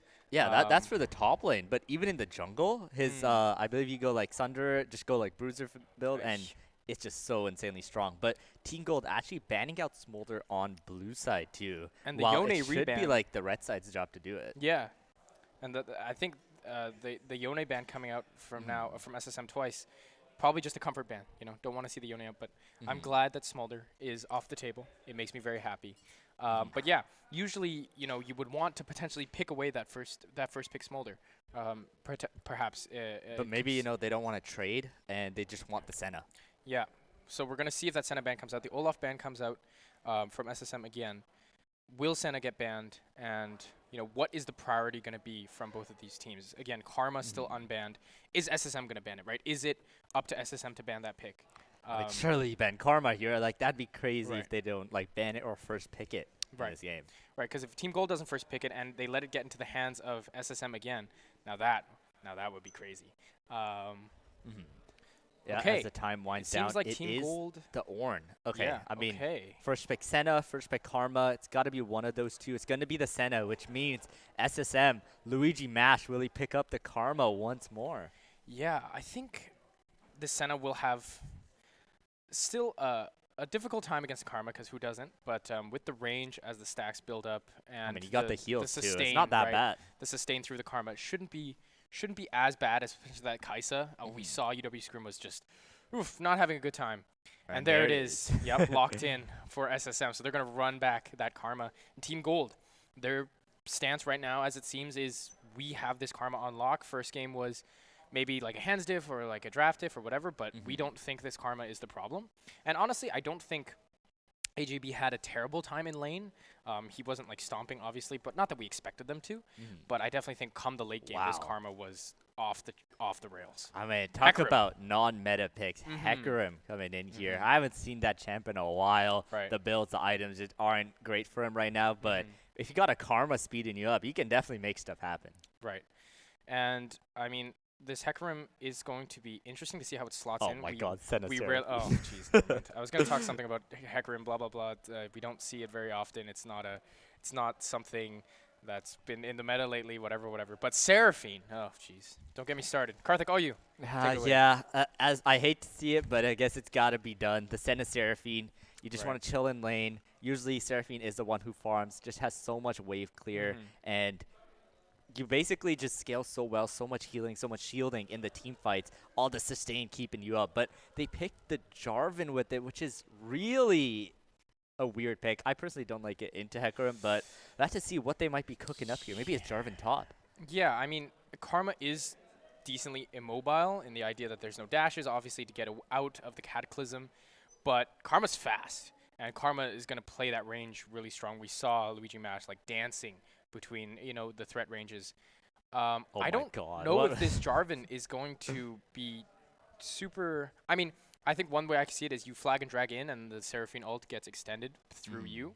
But I think if this Jarvan goes too far away from the Senna and the Seraphine, he's just gonna get popped. Yeah, and with Um, Senna Seraphine, you kind of want a kind of a bruiser damage dealing jungler like the Hecarim right. that you can buff up, that you can enable to be the carry. But Jarvan is not someone who can do that, Right. and isn't someone that can gank the Senna Seraphine and really need to get them ahead or anything. But on the other hand, it's the Morgana coming through, which is also really interesting. Karma and Morgana both flex between the mid and support, could even go top. Right. But yeah, we'll have to see. Maybe just going to be a bunch of ADC bans coming out, but going to be starting with the Jax here. Yeah. I. It's hard to talk about. I think Morgana plays is such a niche role, and I think the Morgana into the Senna Seraphine is not going to have a great time. Obviously, the Black Shield provides so much value, Or right? you could Um, pick Caitlyn with it, maybe go for a kill lane, something like that. right. Or I think the Black Shield into the Senna Seraphine is really strong to like absorb damage and CC negate. But with Jarvan, you can't Black Shield Cataclysm, right? And realistically, there's not going to be that many people that are going to be in range for Morgana's chains for the ultimate. So I'm worried that this Morgana might have some difficulty. But the Hui is going to get banned out, and the Garen is going to get banned out by Team Gold. So they don't want that Demacian soldier running at them at full speed. Yeah, and it might be like I want to say Caitlyn. Like I don't know what else the Morgana would really be picked this early for, but yeah, the Yasuo gonna come out as another ban because he can like I guess wind wall that big Seraphine ulti. But yeah, these drafts are looking really interesting. I'm interested to see how they're gonna round it out and make it into that coherent compositions Right. here. Especially from the side of SSM. I think Team Gold, looking at it at face value, we know Senna Seraphine is very strong. Obviously Jarvan, he's a very feast or famine kind of jungler. If he can, play off his lanes, get ahead and impact lanes with strong ganks, very, very, Ooh. very, very impactful. Wow. Kog'Maw picked Talk up. about talk about I non-standard picks. no. Kog'Maw is insane right now. I Okay. actually think that with the buffs that he got and the buffs to the items that are so core to this build, Kog'Maw does so much damage in these team fights, and he Right. scales up to be a monster, which means Right. having the Morgana, having the Karma. If Jarvan EQRs you, you're not stuck in there with him. He's stuck in there with you. You're just going to one-shot Right. him. Okay. I do believe that the Kog'Maw is gonna have a hard time with this, still with the Senna Seraphine range. I think we think of Kog'Maw as this long range artillery ADC, but Senna Seraphine, their range is unbelievable, and it's they sustain so heavily through. You think of Kog'Maw, he's not pokey, so I guess that's a strength. You're not gonna be able to sustain through a Kog'Maw, right? Because he's gonna just shred through you. But the ASOL locked in for Team Gold, and Ooh. could this be? Okay, nope, that's for sure Camille top, right? No Yeah. Camille support. I like shenanigans. these last two picks a lot here. Camille Jarvan is a very good combo to just lock some priority carry down. In this case, that Kog'Maw. And Asol gives you that late game winning conditions where he can just stack up to infinity. If we saw one of the dragons get banned out, but one of them is still left up, which means nothing can really match the stacking unless they pick some random Veigar or anything here. But I really like these last two picks. They really help round out that composition from Team Gold. Yeah, I'm definitely going Ooh. to. There's definitely going to be a lot of scaling on the side of Team Gold. So they've kind of swapped it around now. They're playing Senna Seraphine. ASOL, a still strong lane in the Camille, depending on the matchup. I'm not sure how the Urgot Camille matchup goes, but that's been locked Urgot in loves it. for Urgot loves it. SSM. So this is that last pick, counter pick top. SSM's comp, I think, doesn't. At face value, I don't see the coherence, but who knows? Maybe on the Rift, they will just become an unstoppable machine. I've Yeah. definitely been wrong before. Yeah, I think the comps are really interesting here, right? Urgot does well into the Camille, but with the right jungle interference, if Jarvan can keep making his way down into that top lane, he can easily get onto the Urgot. If Urgot just doesn't buffer the EQ perfectly, then he could be in a lot of trouble. But yeah, looking down on that bot lane, we were talking about the Senna Seraphine versus probably the Kog'Maw Morgana. Right. Kog'Maw kind of just gets the free scale in this lane. There isn't a lot of kill threat that comes from the Senna Seraphine. Even when like Jarvan comes down, maybe you could like flag and drag into the snares, but other than that, Kog'Maw will just be chilling. He'll just be scaling up, going into that mid game and just be a menace. Yeah, I'm excited to see some Kog'Maw gameplay. I think it's Mm. always very fun to I'm a watch them huge press. Kog'Maw enjoyer. I love You're a that huge character. Kog'Maw enjoyer. Yes. I'm very much looking forward to seeing them press W and The barrage. Boom, yeah, boom, boom, wipe out the enemy. But I think that in game two, this is definitely going to be a bit of a statement game from Team Gold. I mean, if you know, lose this one, obviously you're put onto match point, and SSM Mhm. has shown, you know, they got the karma again. I'm still surprised that that got through on red side and that they got to pick it up Yeah, again. that's crazy. But then the rest of SSM's picks are just like, for me, really non-standard. And it's going to be interesting to see how well they can pilot these champions. Maybe it's comfort, right? Maybe they see something that I don't. And when it goes on the Rift, and like, when we get on the Rift, sorry, and they're going to be able to play it out, I think if SSM can have as strong as a showing as they did in game one, Team Gold is definitely going to be on the back foot because Team Gold is definitely pivoted, right? They're playing something very different from what they played in game one. Against Senna Seraphine, if they can pull that off, we know how strong it can be. Mhm. How effective it can be in Team Gold's hands. That's the question. Can they prevent, you know, an early game three? Yeah, exactly. And we'll have to see how it goes down here. I think both teams kind of have that late game winning condition. I personally think it's better on the side of Team Gold because the Senna Seraphine just scales so well, and having Senna and Asol, these two infinite stackers on your team, if you can maybe get a couple of dragons early and just stall it out for a while to get those stacks going to the point where the Asol E just fills up the entire lane and Senna can hit you from like 2 cities away, then it's really hard for SSM to play that game. Yeah, I think even though Kog'Maw has range, it's not permanent range, right? Once you press that Hmm. W, but Senna, you know, Q through minions, piercing darkness through minions, through wards, through turrets, you know, and that's you know, Yeah. Seraphine beat drop, that poke. Hmm. It can get a bit oppressive. So Morgana only has one black shield every how many seconds, right? At Yeah. max rank. How safe can they keep this Kog'Maw? And you know, with no dashes as Kog'Maw, you know, you get tagged once, you're in danger. Yeah. Um, so this Kog'Maw, a lot rests on their shoulders.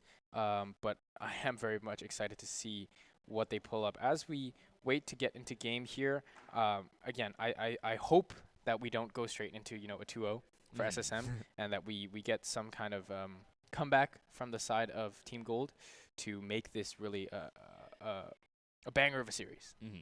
Yeah, and speaking a bit about the junglers here, honestly, I'm not sure how it will work for both of them. I feel like both of them are gonna have a bad time unless the Hecarim gets very ahead. He's gonna run into a Senna Seraphine, who's just gonna out Right. sustain his dive burst, and Right. he'll be sad. And Yeah. then Jarvan going into like a Kog'Maw with like a black shield, a white shield on him, and just an Urgot sitting nearby, maybe too. Like he's not gonna have a good time either. So let's just see how these junglers find creative ways to impact the other team and try and be, I guess, a nuisance for them while the team fights go on.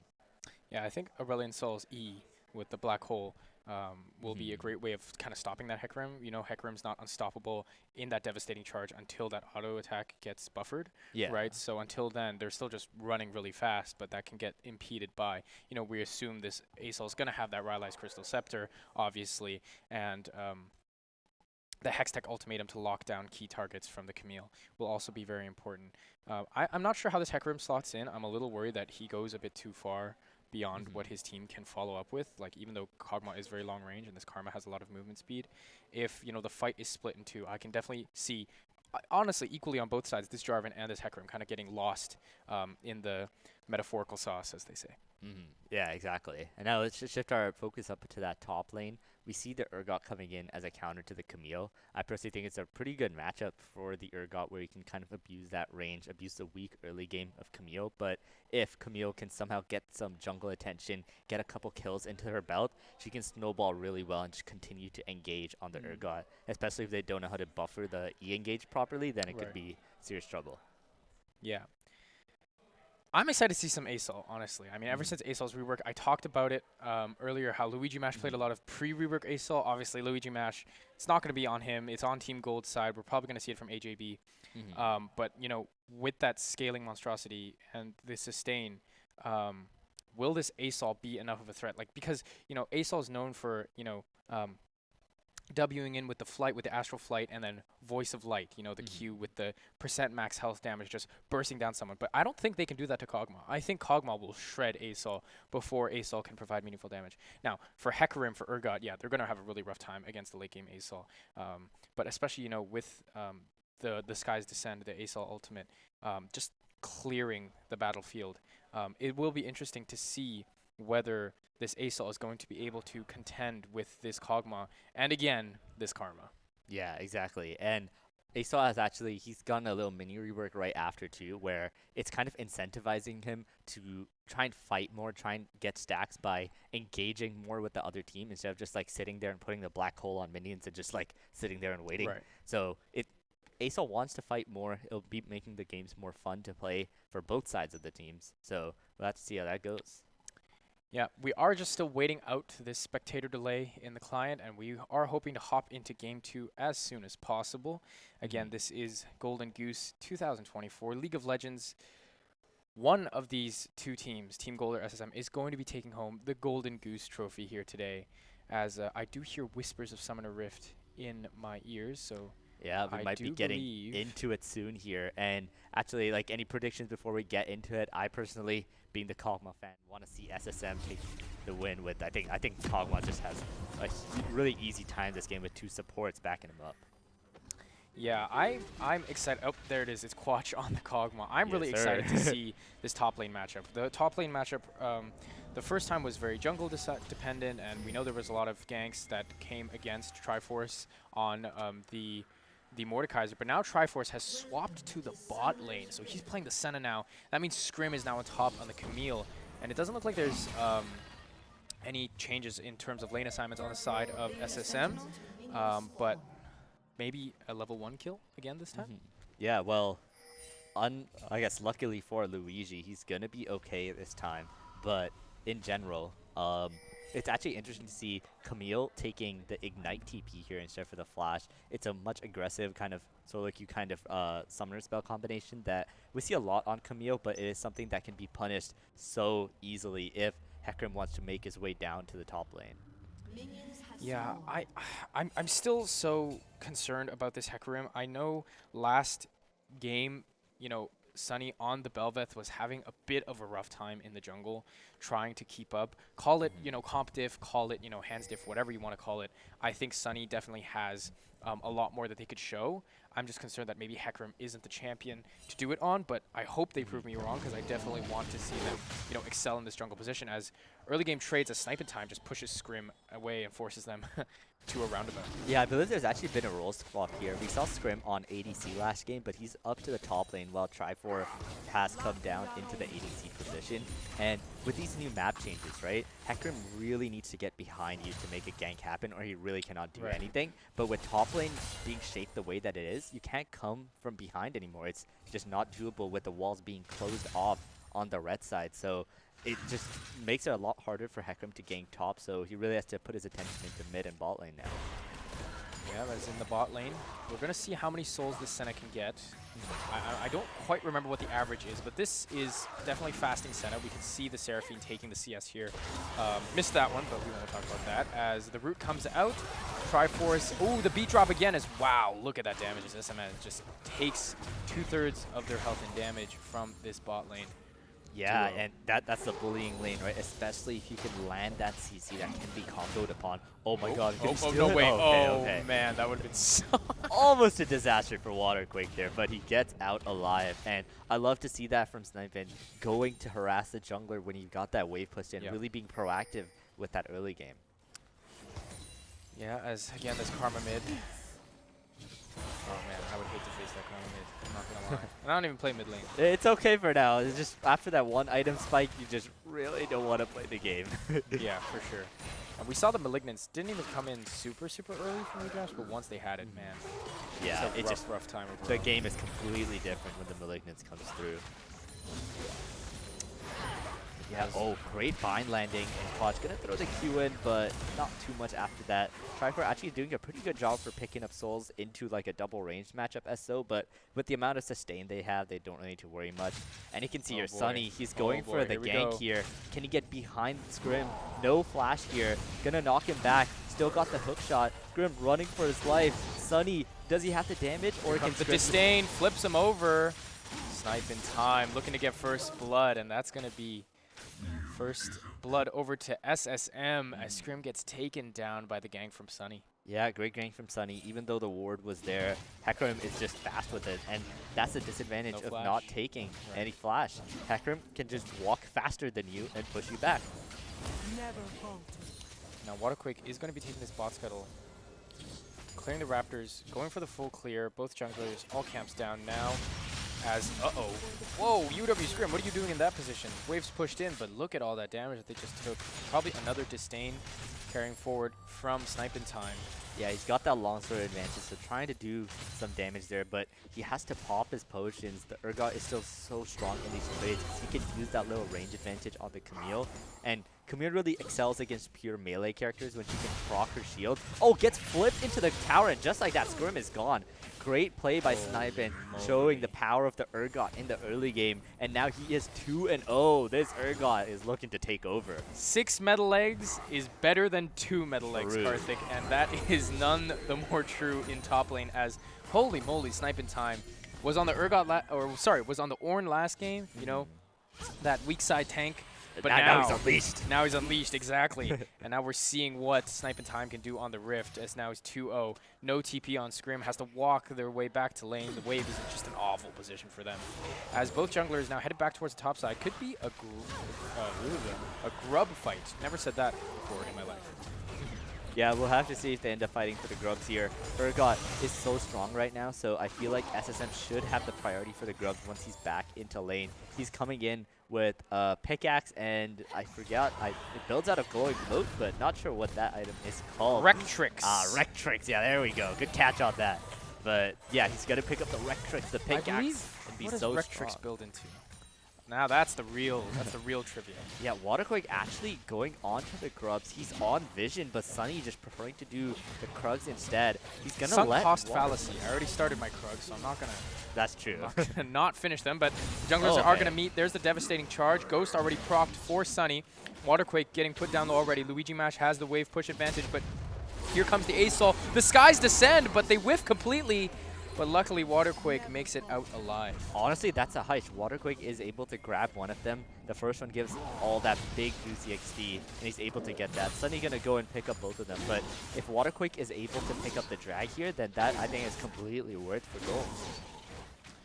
Yeah, that's 2 grubs for the side of SSM as again in this top lane, Snipe in time. Yeah, Scrim is just getting continuously flipped over. Can't get into range and proc his shield before Snipe just guns it down. You want to hear my expert analysis? When playing against Urgot, I recommend not getting flipped. Yeah, maybe Scrim forgot how to do that. Yeah, but we'll see if he can take your advice into here. As, yeah, you can see AJ just clearing out the wave, but Luigi going to consistently have that prio. First turret plate. That's more Malignance money. Whatever can help you get to that first item on time for the Karma is the name of the game here. Yeah. Misfile your taxes, so you keep more money for Malignance. Yes. As the Camille is going to go for that. Yeah. It's just so difficult, especially with this item advantage that she just can't even walk up because she'll lose the trade anyway. Yeah, forced under turret. Wave is still just in this terrible spot for Scrim, as the CS advantage will probably start building soon enough, as just the adaptive defenses are just not enough to protect from the absolute onslaught that Urgot can provide. As Quatch still getting bullied in the spot lane. Not sure what we were expecting. I mean, that's fine. You know, you'll get bullied, but there's a very low chance that you actually end up going down. So Kama can still relatively scale for free. Yeah, as the CS is still decently in their favor. The Cull as well. Knowing that the actual kill threat in the bot lane is decently low, purchased that Cull for that extra gold infusion. On a ward right now, though. Yeah, let's see if Waterquake can find an angle onto Quatch here. The combo barely misses. The Ignite popped. He's just saying, like, shoot, go away. Yeah, that Ignite was a little bit potentially a panic Ignite there. But yeah, Quatch is going to make it out no problem. As in the top lane, can the same be said for EW Scrim as he chooses to go in with the hook shot. Snipe in time will. Oh, another flash disdain. Oh, he missed the ult missed! Oh my god, yeah, I hate to see a sniping. He goes for the big play, but goes for the misplay instead, as that's just huge for Scrim, getting the shutdown and being able to get back into the game here. Yeah, I didn't see anything. Yeah, it's, you know, Snipin just going for the fast recall here. Gonna still be able to get back Snipin in time died? to get his wave. Sorry, I stopped looking at the screen. What did I miss? No, nothing, just the dragon going down. Waterquake, he's able to get the dragon too, which I honestly think is huge for gold to be able to get a grub and the dragon. If you can get one more grub in the next spawn as well, you make the other team miss out on that 5 grubs, which really is all you need. Yeah. Oh, Sonny's back! Oh, the hook shot got cancelled as well. Yeah, Scrim can't do anything. That's a very fast horse running towards him at Mach 10, and he picks up the kill. Yeah, and look at the wave, man. Oh, this is so sad. I mean, you got the kill. Scrim took that shutdown goal from Snipe in time, but look at the wave. I mean, it's just going to get held there by Snipe in time for eternity. As Sunny tries to get some pressure onto AJ, as Luigi Mash continues to keep that mid wave pushed in. Quatch still faring decently all right in the bot lane. I wonder how many souls this Senna has. If we can see this cover over the Senna for a moment. Yeah, As, 33. 33. Honestly, it could be a lot better, but he's trying his best. Again, into that double range after Quatch. Oh, he's looking for... He can't actually auto the Senna, while Sunny going on to Lefty here. The Senna comes in for a little bit of shield, but I mean, it doesn't really do anything. Yeah, that fight was split up on two sides. You know, Quatch aggressing onto Triforce, and Lefty caught in the river with a big old Warhorse. As Luigi Mash tanking 3 turret shots, and now might potentially get Cataclysm. Quick flash from them, and a little speed shield to get out of there. Yeah, gotta dodge the flash ult from Waterquake, as taking a little too many tower shots for his own good here. As Snipin, it is now 2-2 components in the top lane, but I think this Urgot's matchup is just so favorable that he still cannot do much. As Waterquake, we talked about it. If he can just get one more grub, he doesn't actually have the smite. So we'll see if he ends up getting forced off. He is. Yeah, Team Gold pinging the grub hideout as Snipe in time is going to move in. So this could mean 5 grubs for the side of SSM. Yeah, Unless huge for them to get this. No, the Team Gold has no one in position to really contest this. Waterquake is just wasting time at this point. Unless they're going to try to steal and deny. I mean, he still doesn't have his smite, so it's pretty impossible. Just kind of looking to fight this? They're moving no Aurelion way. Soul up. No way. He's just gonna. Oh, tactical sweep to slow. Oh, the failed flash from Waterquake. Cataclysms the Hecarim to try to keep him in place. But is Sunny gonna go down? So much healing from the W as the skies descend, and that's another kill for Snipe in time. Make that 2 for the side of SSM, as now AJB has to flash as well over the wall. The Urgot's still chasing, but that is going to be more fuel for the fire that is SSM's engine as they roar ahead in the bot lane. Nothing much. Yeah, I honestly not sure what Gold was doing there. They really didn't have to fight that. The grubs were already gone, and they were a lot weaker with Camille and the Asol. And just like that, they get wiped out as Snipin picks up a kill, I believe. Sunny picks up another, and now the Gold lead has just skyrocketed for the side of SSM, and they are looking in prime position to take over the game again. Yeah, I mean, almost 1,000 gold leads in 2 lanes. I mean, almost 1,000 gold in mid, in jungle, in top. I mean, and bot lane is going to start surging ahead once this call is up. I mean, the CS lead is already quite dominant for many of these solo lanes, and it's only going to get worse from here. I mean, I talked about Sunny needing to make a bit of a statement this game, and SSM is looking to push this series to a quick 2-0 as Lefty tries their best to keep their team in the game. And I mean, this Senna Seraphine, don't count them out yet, but as these fights go on and on and on, you know, this Urgot, who's going to be killing this? No one. Maybe AJ, Asol? but he's not been able to do much so far in this game, and there's going to be a really fast, really strong horse running towards him. Yeah, and I'm not sure how I feel about first item, Seraph's Embrace. Oh, it's pretty good. Helps him out. It's the shielding. Just can stack But that it's not, tier it's in the not lane. stacked up yet. That's my concern. Is Yeah. that so? Would an item such as the Rylai's for that tankiness, for that slow? I continue think to zone in a out? vacuum, you're not going to be beating Karma in lane and until like a few items anyway because of the Malignant. So I like that he's going for that. It's just unfortunate that there is just fire and hell going on all around him, and there's nothing he can do about it. Yeah, and the Aurelion Sol, you know, the early game, the ult, the Starfall, not even the Sky's Descent yet, as I've been misappropriating. The Starfall hasn't been finding much value. Obviously, in the early game, it's not as strong yet. It's not as large. The stacks just haven't given it that oomph. Once it gets that stack and we know where it shakes the screen and the waves pulsate out, it can potentially be fight-changing. But AJB has to get there, and I'm not sure how many. 96 stacks. I do believe it's 125 stacks to get the Empowered Ultimate for Aurelion Sol. So we're getting close, and it's not going to be up for that critical Drake fight, though, which is coming up soon, which I expect SSM to not want to drop. Yeah, they're pretty ahead at this point, and the Senna Seraphine, yeah, they can provide a lot of heals and shields, but they don't have that big DPS carry that they can play around. The Asol is not there yet, the Camille is so behind, and the Jarvan is just an engaged tank, so the comp is just looking pretty rough at the moment. Yeah, just like the Alistar in the previous game, I feel like this Jarvan is not going to have a great time this game. He's going to be engaging into an enemy that can easily absorb his, his CC and his damage, and it's going to take him away from his team, who really just doesn't want to follow him. I mean, they don't want to give up their careful positioning. Is the J4 going to go for the steal? As nope, it gets claimed by Sunny, who is going to ult in to try to take down AJB, who pops the Singularity, keeps the ult on hold as the Unstoppable Onslaught will not. The Onslaught of Shadows? Ah, what do I know? Just a lowly cast. Yeah, but currently that's another dragon going to the side of them. They've got 5 grubs too, and the Rift Herald, Snipin is eyeing it right now. So they're going to be taking just a little crap for now. As now on the side of UW Gold, like, what do you think they can do to try and look for a way back into this game? Well, I think they need to just wait and stack.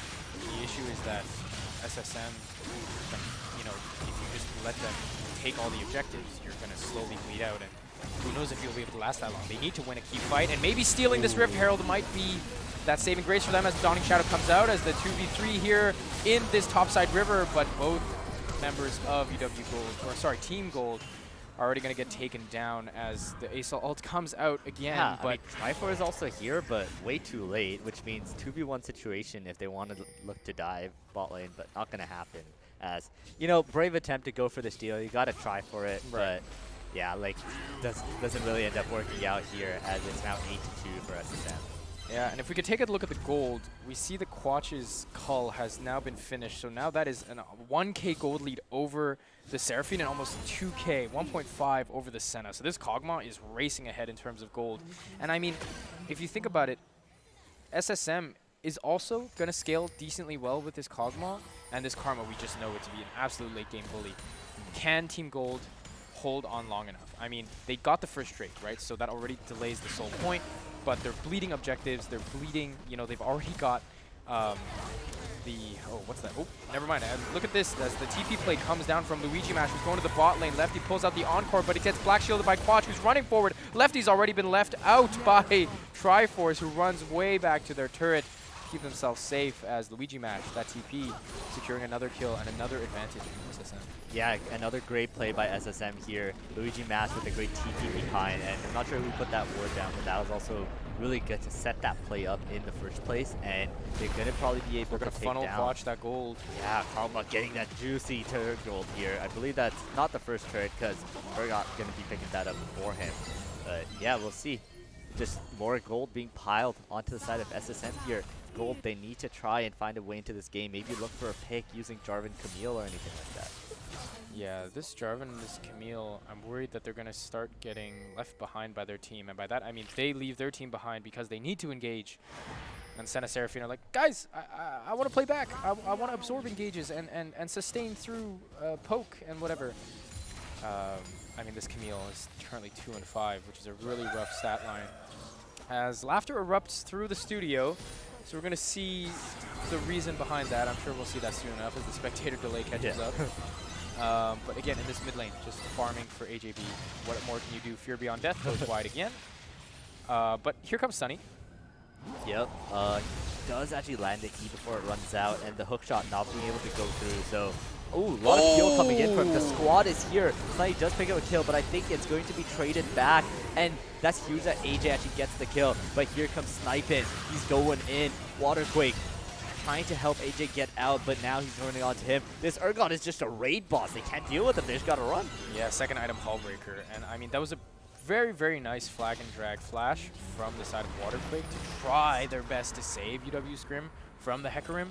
Fortunately, still goes down. It is traded 1-for-1, but yeah, this Urgot is a monster. Hullbreaker, second item. Obviously changed from previous season, so no longer gives you those Omega stats when you're alone, but does empower your minions and increase your damage against structures. So left in a side lane unchecked and, you know, alone, this Urgot is going to basically tear down the kingdom all by themselves. Yeah, exactly. And with that that soul. lead. Yeah, there it is. Nice. Yeah, that'll help. It is going to be 60 souls here. It's still pretty far behind the par that you'd like to see. What is the par? On. I don't know. It's got to be a lot more than that. Maybe double.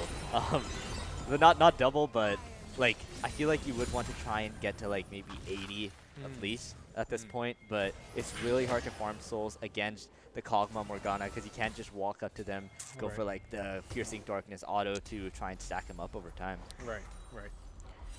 As this Drake is going to start spawning very soon. 8 seconds. And it looks like SSM is already in place. They've got that on lock as the Jarvan is on even top side. So it looks like Team Gold is down to drop this and just try to claim the objective bounties from that top side turret. As Quash catches the mid wave. Oh, look at all those souls that are going to waste. Yep, can't pick any of them up. Oh. Not looking good for the Senna Seraphine here. And yeah, you know, like Senna Seraphine by itself, it is arguably a pretty good bot lane, but in this scenario where there isn't really any big carry that they're able to facilitate in this mid game, there's just not much they can do as Waterquake just hiding out here, but I'm not sure if they can 2v1 snipe in. They're gonna go for it here. Waterquake gonna show himself, lands the combo, lands the ulti, and the Senna ult coming in through, snipe it. Cataclysm, Fear Beyond Death, connects though. Ooh, just barely there.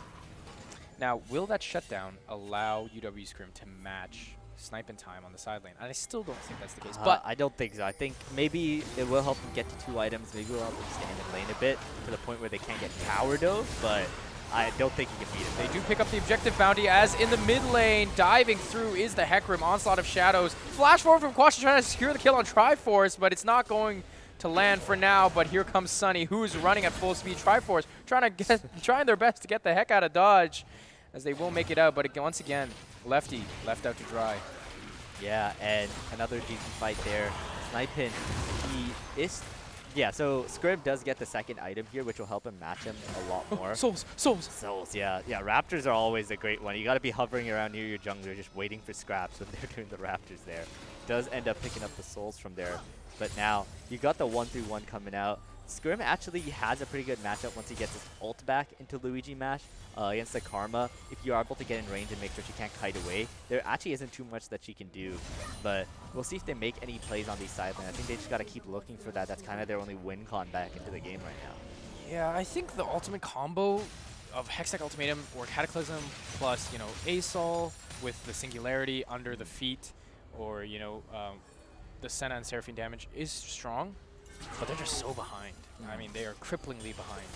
And, you know, they have no side lane pressure against this Urgot. The Hecarim has 5 kills. Eclipse and Shojin completed. I mean, how do you even start to contest? How do you even start to consider clawing yourself back into this game? I mean, you're trying to get objective bounties, but now the gold has been evened out. And right now, excuse me, it doesn't even look like your jungle is yours. Yeah, they're just taking over that jungle. AJ trying to hold some space here. But, yeah, like... It's not even that like Waterquake can go and maybe help Camille get a pick, because if he even shows his face over there, Baron's being started up instantly. As Snipe in Time is going to find Waterquake. Speaking of Waterquake, oh my goodness, the Fear Beyond Death, Flag and Drag ain't getting you out of this one. Pulled into the meat grinder, and just as you say, Karthik, you mentioned being on the other side of the map. It was happening. Yeah, but if you just kill the jungler instead, then Baron's pretty free, no? And it seems like we're rereading this story that we saw in Game 1. Getting caught out, Baron getting taken away, and now the boulder starts rolling. And is it unstoppable? Can you create enough of a force to meet it and potentially halt it in its tracks? Yes, Grim is going to be able to pick up the monster as a sort of a consolation prize. We'll see if that gives them any bounties. Nope. Unfortunately, it says objective bounties are available soon, so even getting that turret, they won't get that little bit extra bit of gold. Unfortunate for them, but they'll just have to keep turtling and hoping that they can just get so many stacks that it'll just be able to win the game sometime.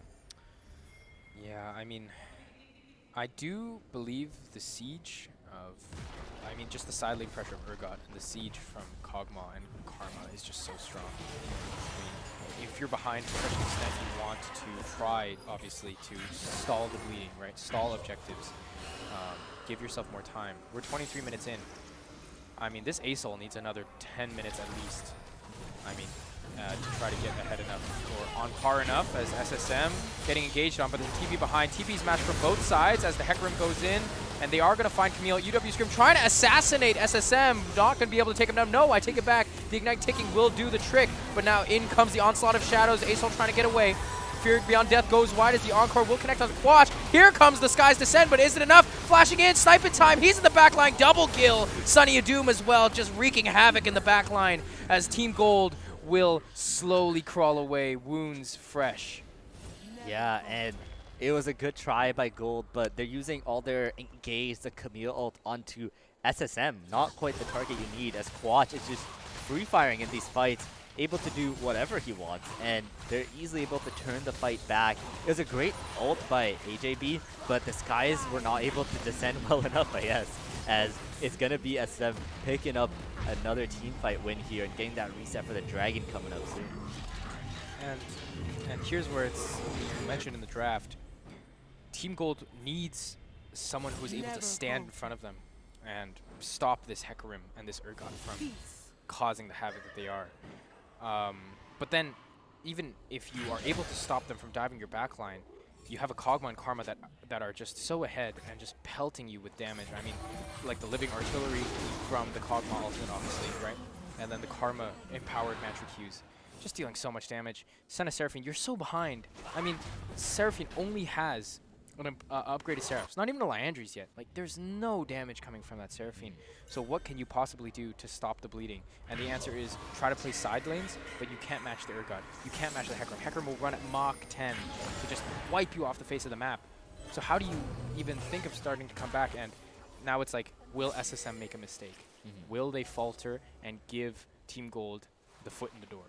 Yeah, and Chemtech is the soul that's going on right now, so it's not the worst to give up. There's a lot of other worse souls that you just have to fight for. So maybe they can just keep turtling, just keep giving dragons. Maybe fight for Elder in what would be around like 10 minutes from now. That would give ASOL a lot of that time to stack up, as he's been doing well, picking up a lot of this. He has that 240, as now their eyes are on sniping. Jarvan going in. Yep, Waterquake coming in, misses the flag and drag, but this is a 4v1. That's not very fair. Shut down for the Jarvan.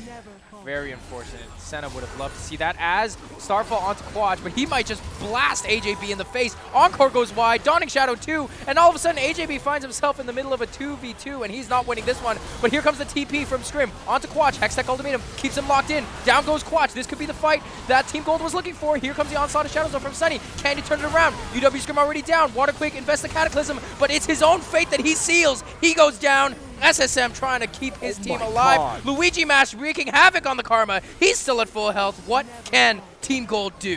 Malignant's popping off at these close corridors as Luigi Mash. He's striking havoc in the fields here, as that looks so good for the side of Gold, but SSM did that damage over time. They're able to pick up Quatch, but Sniping's still up. Luigi Mash is still up, and he's got that Malignance just spraying all over the fields, and it's hitting so many people, and that's what ends up happening. Please ban Karma.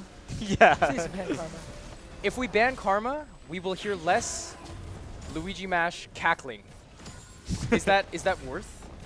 I think it is. What is worth more? The gleeful jubilance of playing Karma with Malignance, or removing Karma from the playing field? Look at this. He's freaking moving so fast. Crypt Bloom now invested for Luigi Mash.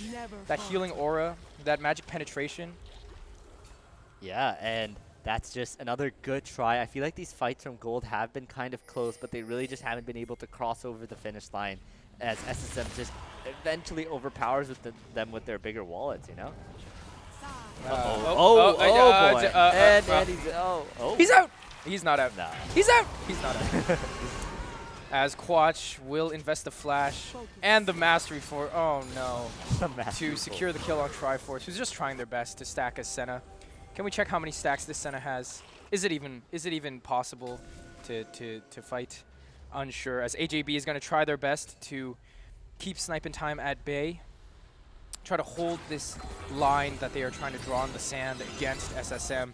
So the Baron is now going to spawn 30 seconds. Could this be the final nail in the coffin for Team Gold here in this game too? Yeah, they're just trying to get some vision in that top jungle so they don't get caught out like what happened last time leading to the first Baron. But it is so hard to get that vision too. If SSM wants, they can own your jungle. You'll have to walk in with a Jarvan and a Seraphine trying to put some wards down. It's quite scary when the horse just comes out and over and one-shots you. Oh, what's going on here? Sniper time already gone down. Actually, this could be the fight Team Gold was looking for. Cataclysm on 2. Quatch's Charm. He's going down. Taken down. That's 3 down already for SSM. As, the Hecarim is going to try to do their best. Onslaught of Shadows just decimates 2 members of Team Gold, but it's still 3v1. Surely he can't fight them all, can he? That's a double kill. Has to get away with the Empowered Blast Cone, but no, shut down by the Senna. Triforce picking up some scraps as Luigi Mash is taking a scenic tour of the river. Yeah, that's exactly what you want to see from the side of Gold. They're able to pick up some all-important kills here. They've been able to get onto Quatch and kill him once again, and been able to get sniping in that fight too. That was just huge for them, but unfortunately, they can't do the Baron since Waterquake's dead, and Dragon's not up yet either, so maybe they can get the bounty from this turret here, get back and buy for the next Dragon that's coming up, because if SSM picks it up, that is soul for them. Yeah, the consolation prize is the mid turret, but the minions in the bot lane might take that bot turret all on their own as the Drake is spawning. Scrim is going to try to get some vision in, but you can see those red side pings for SSM on that Drake. They want to secure this soul now and give themselves a better footing. They've sent Sniping Time to the top lane to push that wave out. He's got the TP to threaten side waves. Scrim does not. So what is going to happen here? It looks like it's going to be a 5v5 for soul. Yeah. Yep, here we go. They are going to try and contest the soul here as Snipin is going to be split pushing in that top lane, kind of waiting for it here as the Scrim isn't really matching him despite having the TP. They're going to look to just pop the engage here. We need Jarvan and Camille to go in together as here we go. Oh, the snare comes through. All right, TP coming in from Sniping Time. Here's the fight. Waterquake already rooted up at half health. Onslaught of Shadow goes to the backline, spreads Team Gold like the wind, scatters them like ashes as the play is just going south. Can't Sniping Time take out the backline, flashes forward for AJB. Double kill for Luigi Mash. He's getting empowered. He's running at them. Down goes the Star Dragon. Nothing for this giant machination of terror that is Sniping Time, and down goes the last vestige of Team Gold as it's an ace for SSM.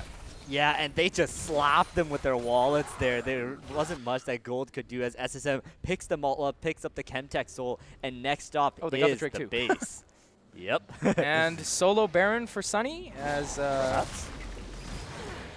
this might not be the fight that they're looking for, as if they can 2v Baron, then yeah, this game might be way out of reach for Team Gold. But Sniping Time is going to take down this inhibitor.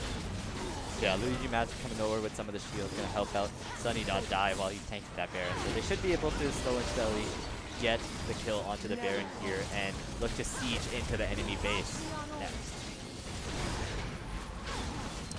And now perhaps this truly is the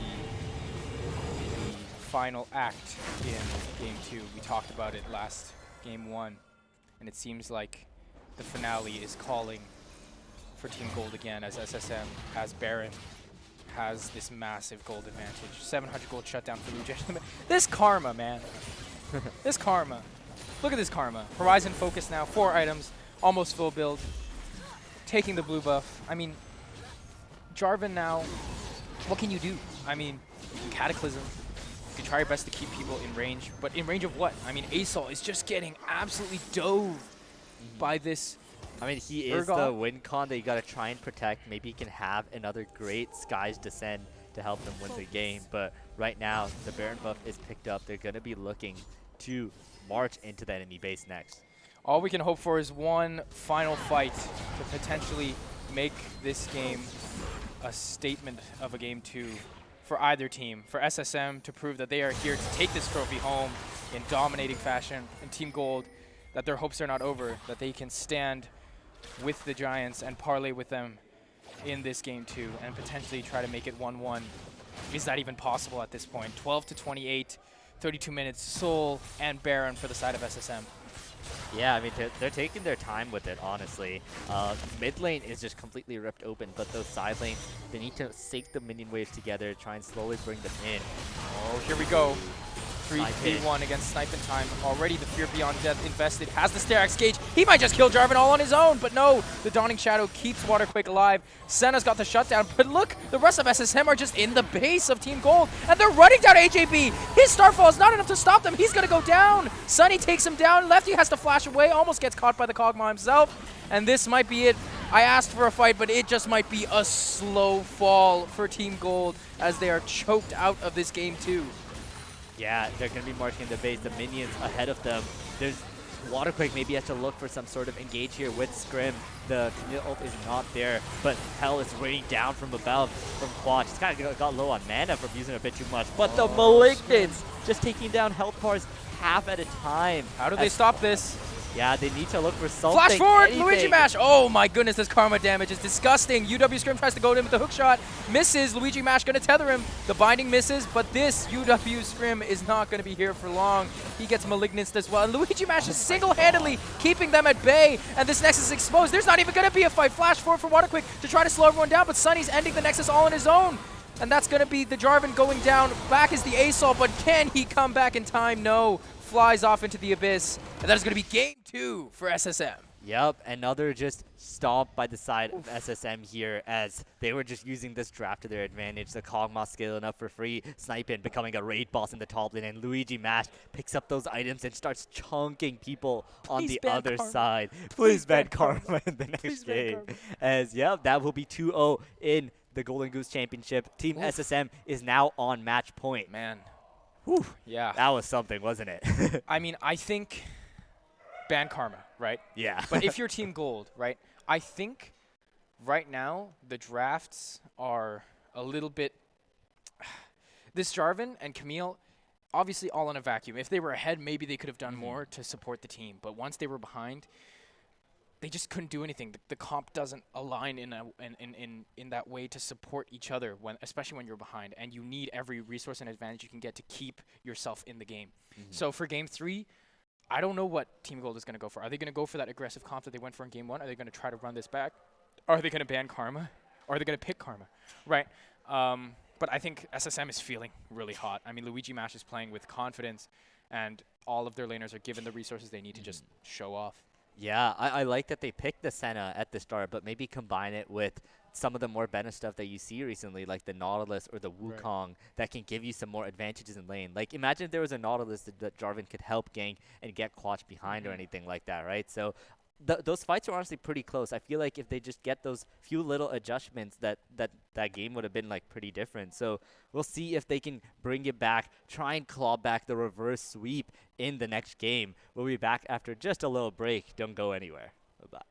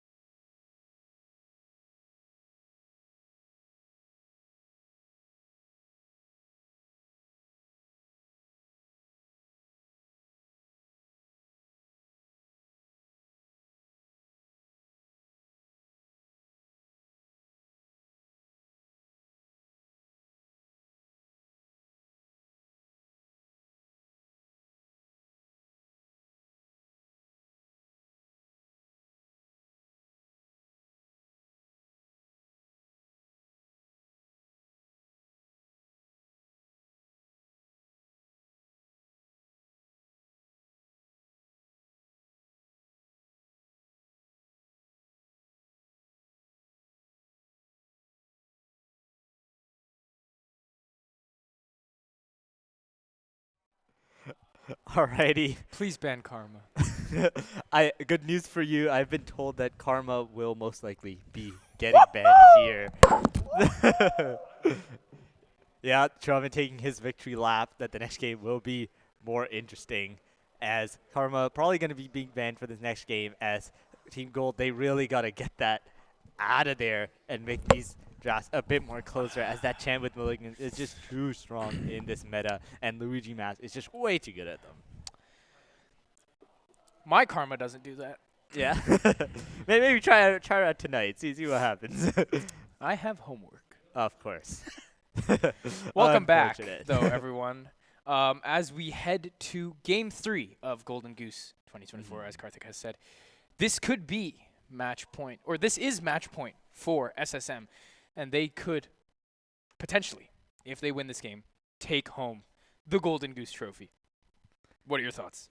Yeah, I think it's definitely a possibility, but maybe we'll see some good adjustments from Gold in this upcoming draft, like getting out the Karma, trying to go for a bit more of a coherent draft. Actually, like their Game 1 draft wasn't bad, but I think they just fought a bit too early at that Dragon. They thought the TP advantage would really pull them through, and it ended up costing them, and then Neela just snowballs as she does, right? But if that hadn't happened, that game, honestly, I think would have been pretty close. So we'll see if they can pull out a similar type of draft going into this next game and trying to take the win, try and pull off the reverse sweep. Right.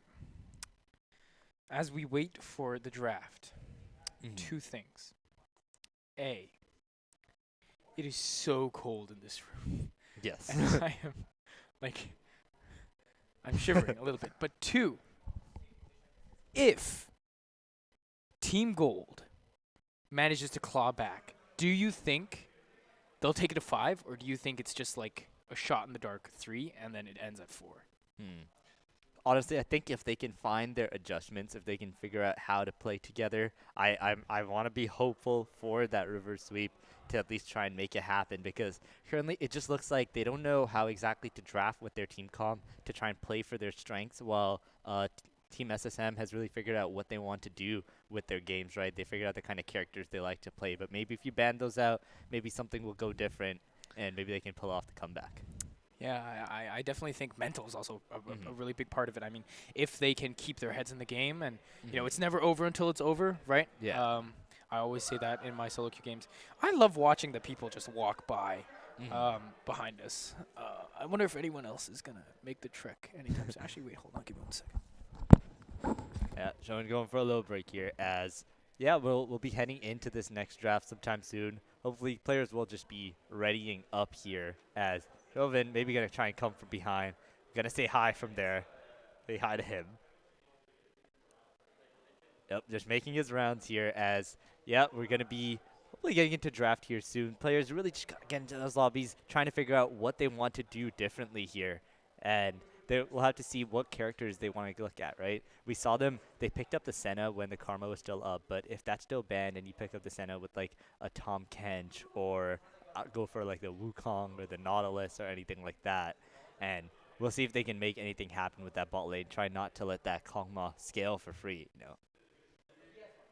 But yeah, with Chauvin still walking around there. Maybe going to try and come back sometime soon. Maybe the players will be readying up sometime soon. But yeah, here he is. He's back. Going to get back on the headset.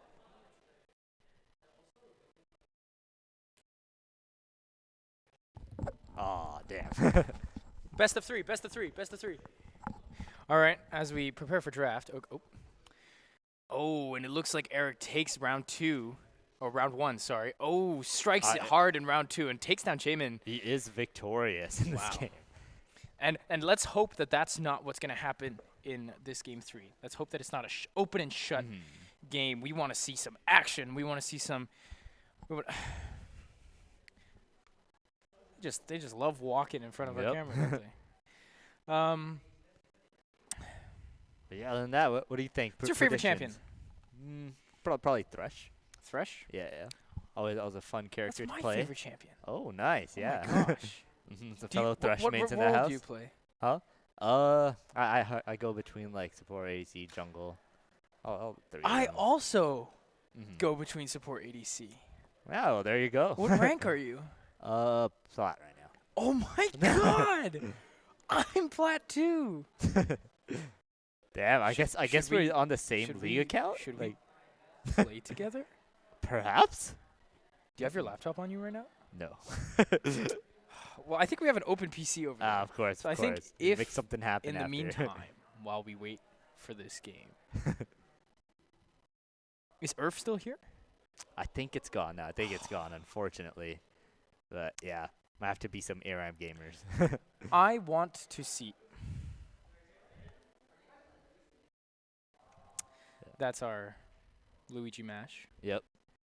That's what he does in- Them, that's- are you that's gonna what he ban does- Karma this That's what he time is does in his he's Karma asking. game. He just yeah. walks around. Yeah, just walks walks around, and around. just throws shit at people. Yeah, like, just yeah. like just does stuff like that. I don't know. There we go. They did it. Oh, They figured out. They figured it out. They figured it out. They banned Karma. They banned Karma. Yippee! Let's go. All right, that's Karma off the playing field. Now, what are we gonna see? Yone from SSM? The usual Yone band they might maybe want to do, and yeah, we'll see. Smolder is another band that we want to see. Maybe try and pick up the Senna first. pick. Katarina. Katarina, okay. Yeah, Volley Bear, another great band. You think they're spelling something? Maybe we'll have to see. We'll have to see. I've been keeping my eye out on what the first letter of all the characters have been doing, but nothing interesting as of yet. TSMXD. Yeah, That's a classic.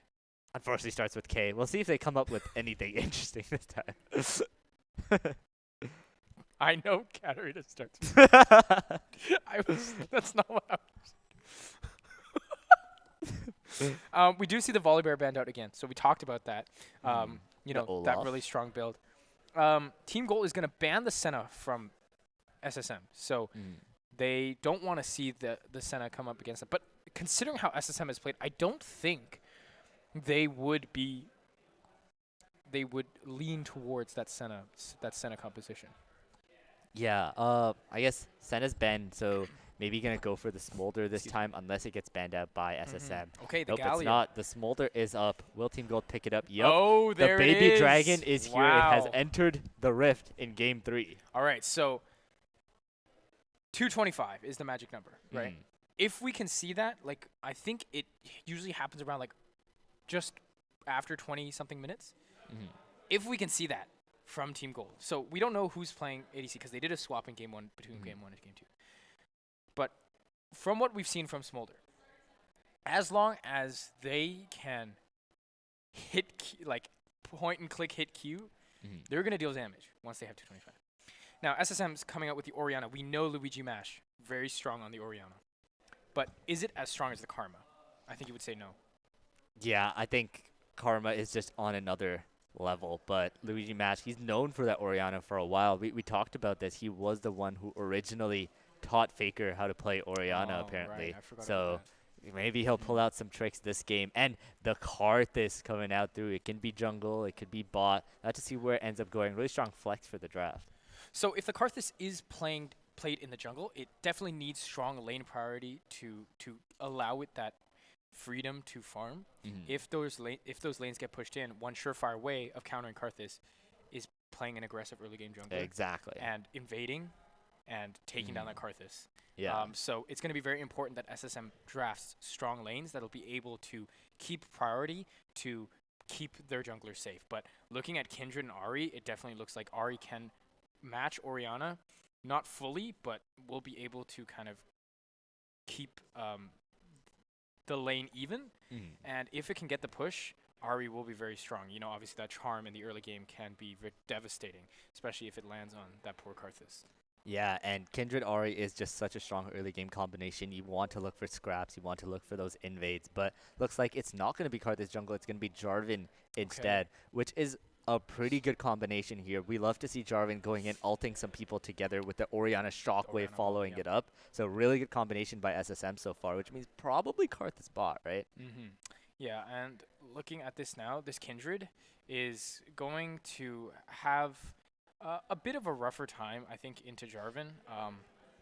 Obviously, Jarvan's clear isn't the fastest, but Kindred, you know, invading Jarvan's lockdown CC to be able to, you know, collapse on that Kindred if the lanes are able to move. It'll be a little bit harder to invade a Jarvan than it would a Karthus. As we head to the second ban phase, SSM not liking that Cassante, keeping it banned. Yeah, Cassante, you got to get that out of there. It is a bit nerfed right now, while Team Gold They didn't like, I believe it was SSM who played the Nico in the first game. Yeah. The trickery, gonna stay away from that. As Oh. what kind of characters? Oh yeah, gotta get the Urgot out of there. Mhm. Yeah, top band's definitely gotta be the name of the game here. Try and get Sniping off some of his comfort characters because he should have counter pick if they choose to elect to go there. Yeah, and if they do run back, counter pick, if Team Gold does want to run like a stronger top laner, I do want to see something other than the Mordekaiser because the Mordekaiser is very feast or famine, as we saw, and even when it is ahead, the team utility that it provides is not quite up there, and it's not going to be able to support the rest of the team. Because again, Mordekaiser's ultimate just takes an enemy away, right? It doesn't really provide utility to the team, and it makes it a 4v4. But if you're already behind, you not only do you take away an enemy, but you also take away the Mordekaiser themselves, who may be your strongest, your strongest champion at the moment. Yeah, exactly. And yeah, we see the Maokai coming out and the Garen, another really good carry character if you are able to get ahead in lane and just snowball again. So we'll see if SSM they want to pick their top laner here or they want to break this Karthus flex that they have. Right. Maybe. I've seen Karthus top before too. We'll see what could happen here, but probably going to be Karthus ADC here. Yeah, as we head into the second pick phase, it's SSM starting it. I expect them to leave top as their counter pick. I mean, you've already shown your. Okay. Oh. All right. Okay, Camille makes a lot more sense there. Okay. So then, I guess I'm wrong. And they're gonna leave their support to the last pick, which I guess there is, flexibility there for depending on what kind of comp Team Gold picks. I mean, if they pick Nautilus Smolder, for example, with that heavy engage, you're going to want someone who can either outfight that early or I'm confused. Could be Smolder top if they do end up locking it in. Yep. Wow. Yep. I think Ari's got to be mid lane, so Smolder top could be so the play Camille here. locks down the Smolder. Yeah.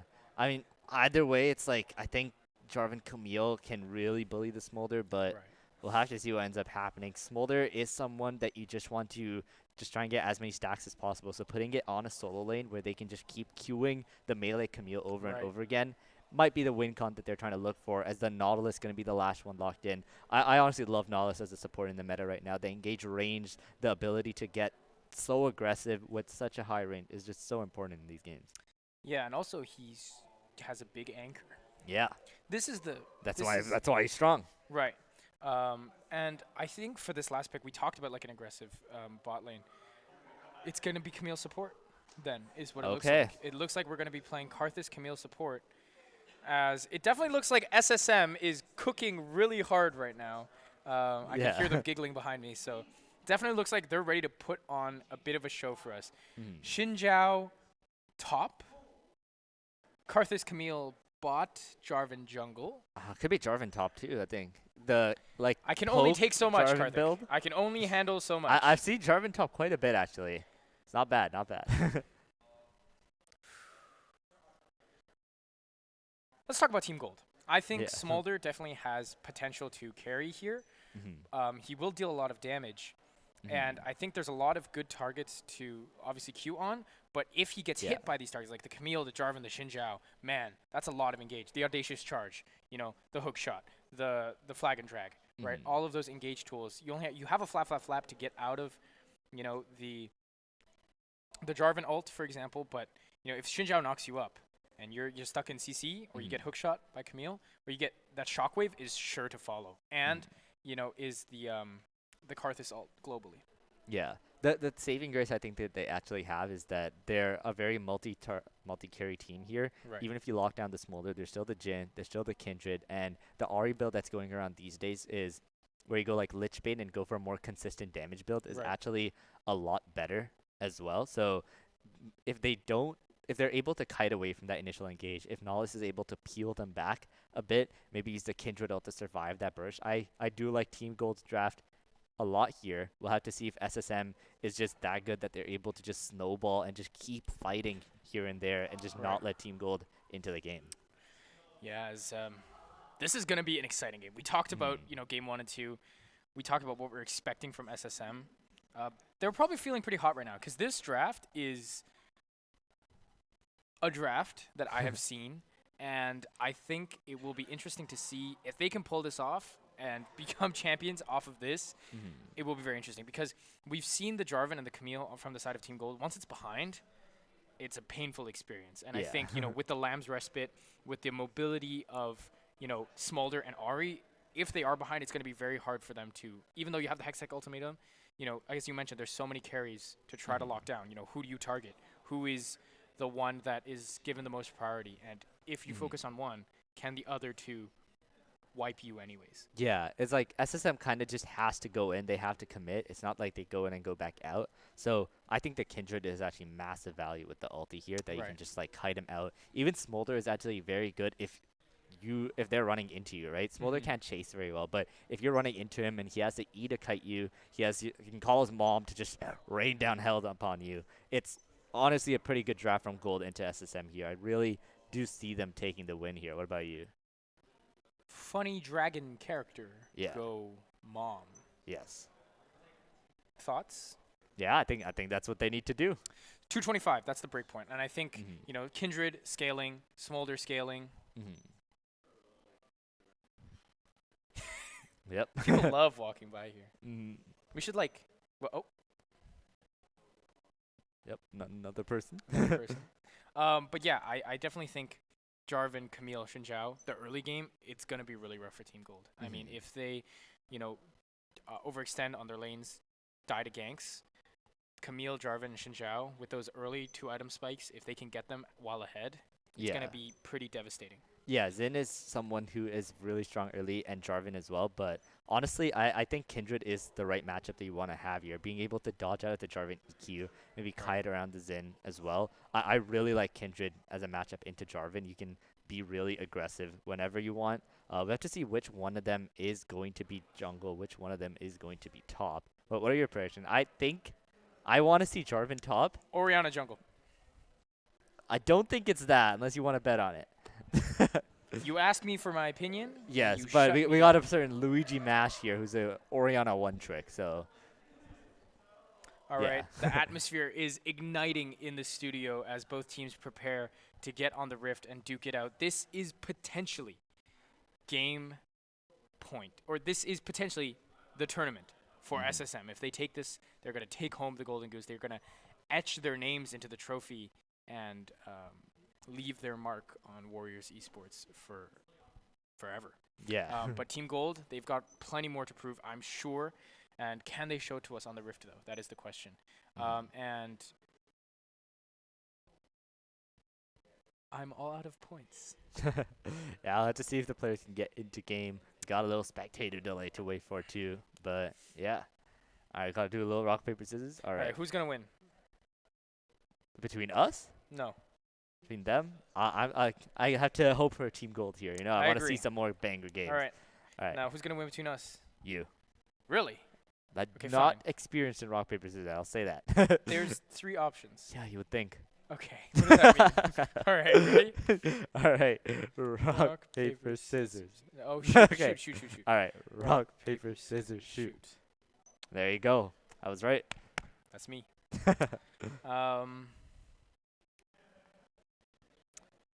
But yeah, let's try and dive into some of the matchups here, right? Ari Oriana we've seen a ton of it in pro play. Usually what happens is Ari gets that early game prio. She wants to fight early. Right. Well, Oriana, you want to get 1-2 items, kind of scale into the game. But once you get to that point, you're just a stable DPS machine. Mm-hmm. But yeah, what are your thoughts? Like any of I'm the other interested to matchups? see Camille support because I've been seeing Mhm. it pop up more lately. It is more popular in the Camille top now, but into Jin especially, right? Jin already is hindered by the fact that he only has 4 shots in the early game, whereas Hail of Blades Camille is going to unload damage on you if she engages, Mhm. and that stun can allow for easy follow up on 1Q on Karthus. And if it's even one empowered lay waste where it's Mhm. just a single target damage, I can see Jin getting nuked. Mhm. But at the same time, Nautilus is pretty beefy. I think Nautilus positioning to be able to posture properly around Camille to ensure that no engages are possible, and use that W, that Titan's Wrath, to be able to absorb engages and stop any shenanigans is going to be very, very important as well. Mhm. I'm very interested to see what this Karthus can do though, because I think Karthus can just take over games. We've seen it. I don't know if you remember Top Esports versus I believe it was the Oysters, the Flying Oysters in Worlds 2023, where yeah, they managed to beat Top Esports with a Karthus pick, and that was crazy. I remember it vividly. That was top 10 memories. I do believe I hear rumblings of the Rift in my Yes, ears. we So are getting into game here. Bingo bongo. Game 3 of the Golden Is that Goose Championship. Prestige Porcelain Kindred? Yep. it Dang. is. Yo, who spent money on that Actually, is that or is it the DRX one?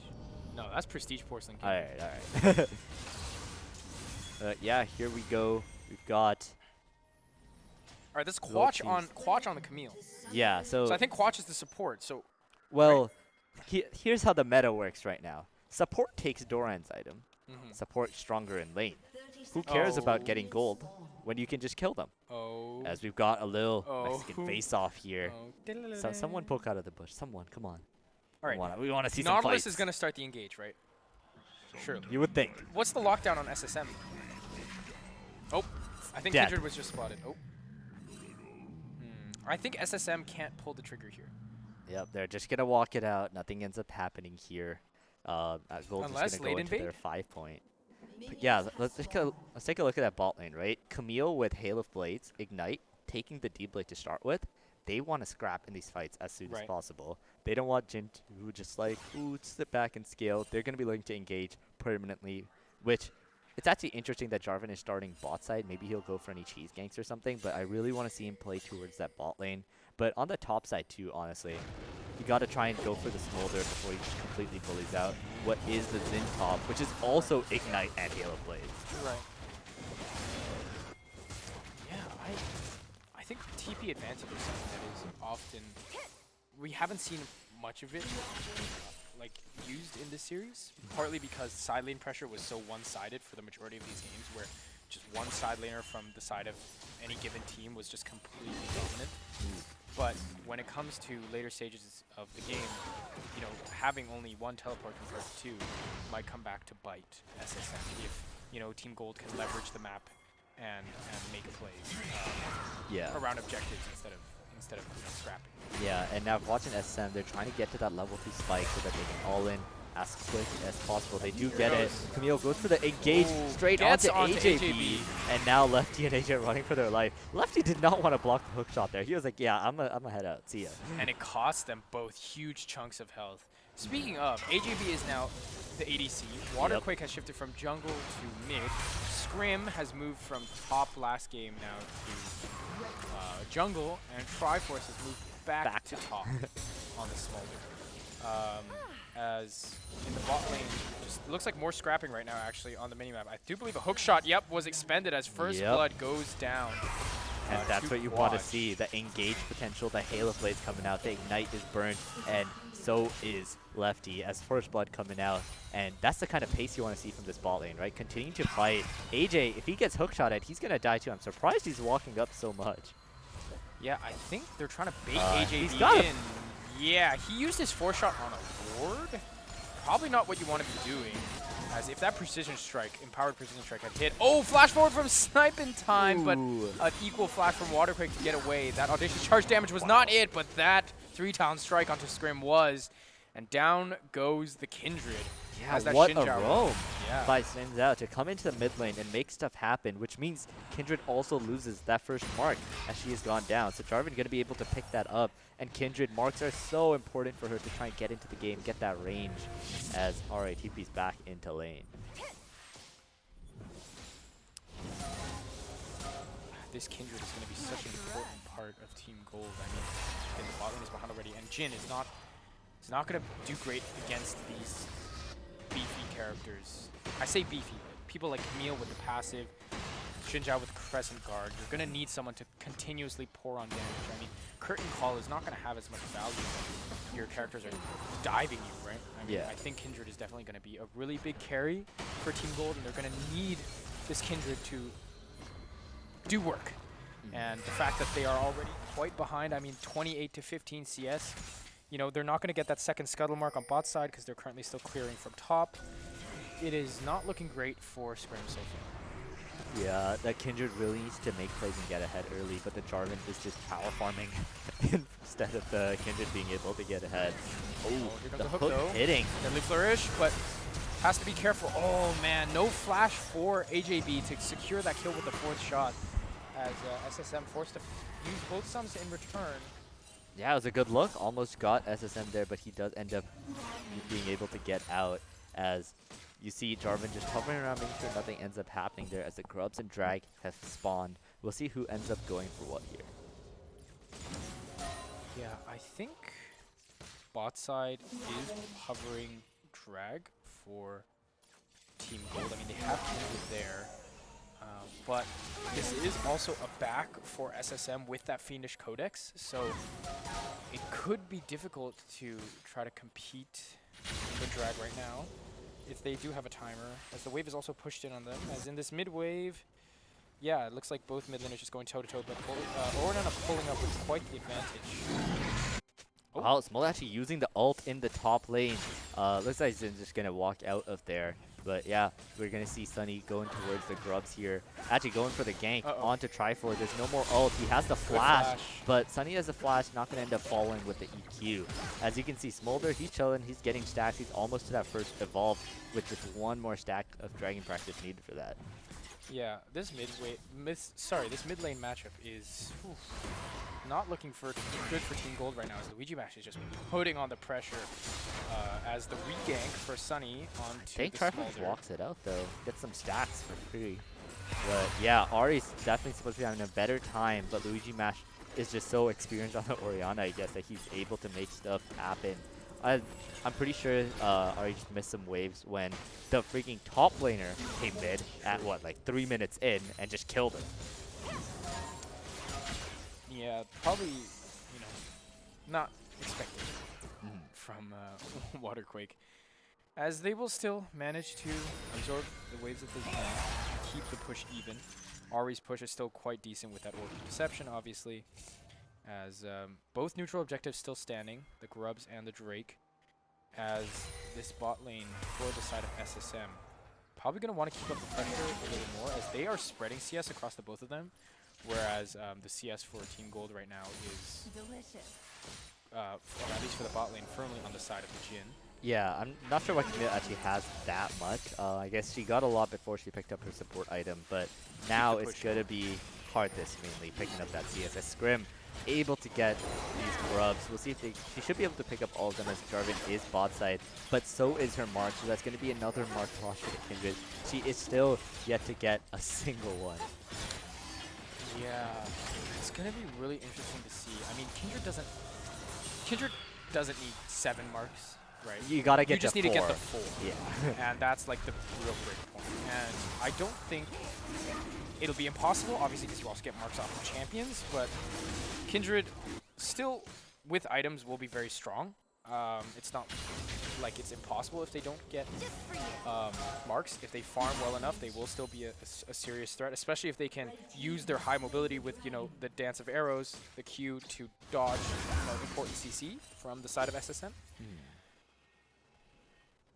But yeah, so far, what is really surprising here too is Zen, despite roaming down to mid lane, he has a 20 CS lead in the top lane against a ranged matchup too. You really hate to see that all these farm leads in the solo lane and the jungle, that, yeah, they're just picking up such a big lead already. I think, oh my god, that damage. Smolder, in this matchup specifically, it's so difficult because his Q range is so short. Could have died there.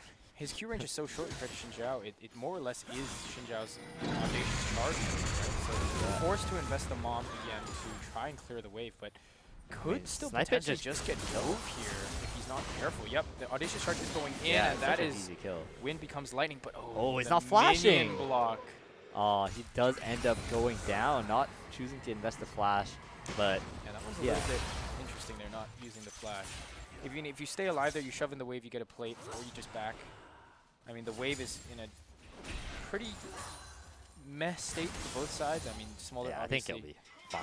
doesn't want scrap with the Xinjiao, especially now that they have an Eclipse completed. Yeah, My Eclipse goodness. is so good that like the fact that when you do go in, you get that little bit of a shield, so that Smolders just cannot trade back effectively. That now Smolder can't even walk up for stacks easily, which Right. he really needs to do that if he wants to be a threat in this game. Right. As Scrim trying to look for something in this mid lane.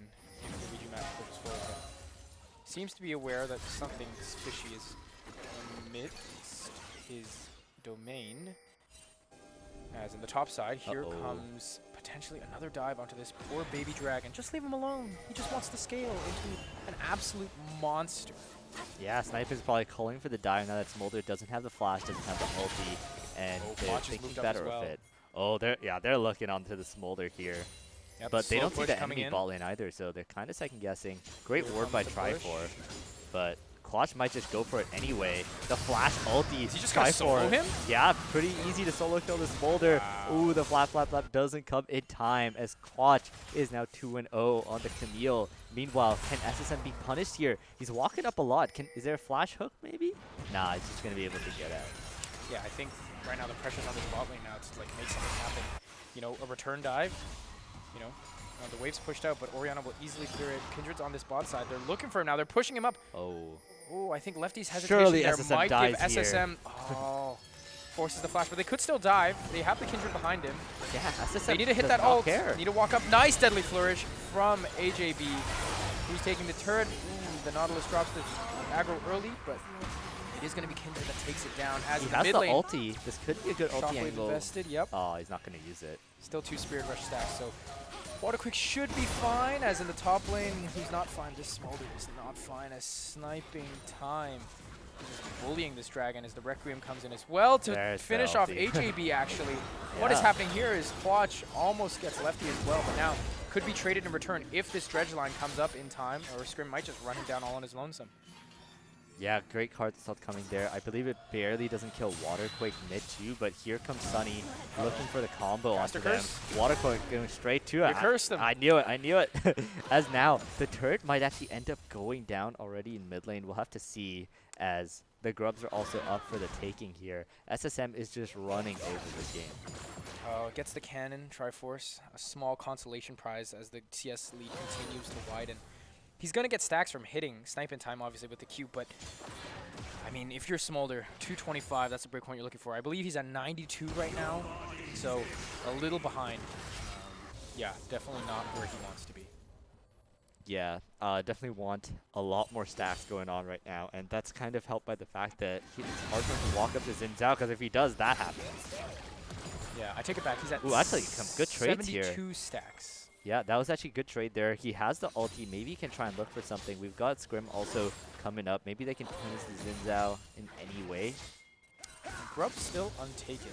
I do believe that Team Gold is going to start taking it now with the Kindred. So that could potentially be 6 Grubs for them if they follow through with it. As the Shockwave was invested, a bit of a whiff onto Waterquake, who avoids it. That is a key ult down with a Drake spawning in 15 seconds. Yep, the Drake is spawning while Kindred gonna go for the rest of those Grubs. That's gonna make it 5 and most likely 6, but we'll have to see if like they can do anything with the pressure that Grubs gives you, right? Ari can go onto the side lane pretty well, but other than that, you can't really have Smolder on the side lane because he's just so vulnerable to the Jarvan and the Camille and the Zen engage. I mean, Luigi Match has almost taken this mid turret all by themselves, as the second Drake will go over to SSM once again. On ward, but no contest. It's Kindred over the top side clearing those Grubs. They are going to try to get a consolation prize by heading into Interesting. the top side jungle as the curtain call is open. A little bit late.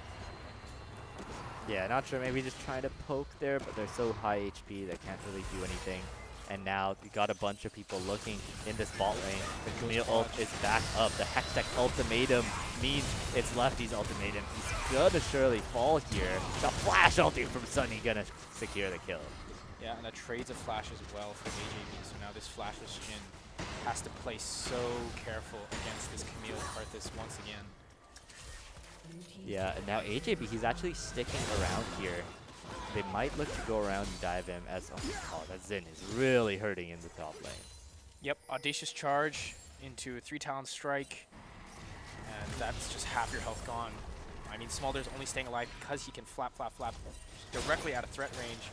Scrim, though, establishing a bit of a territory topside, clearing the grubs and getting that Herald. So, again, bit of a consolation prize as still not sure how many marks they have as Smolder approaches 100 stacks.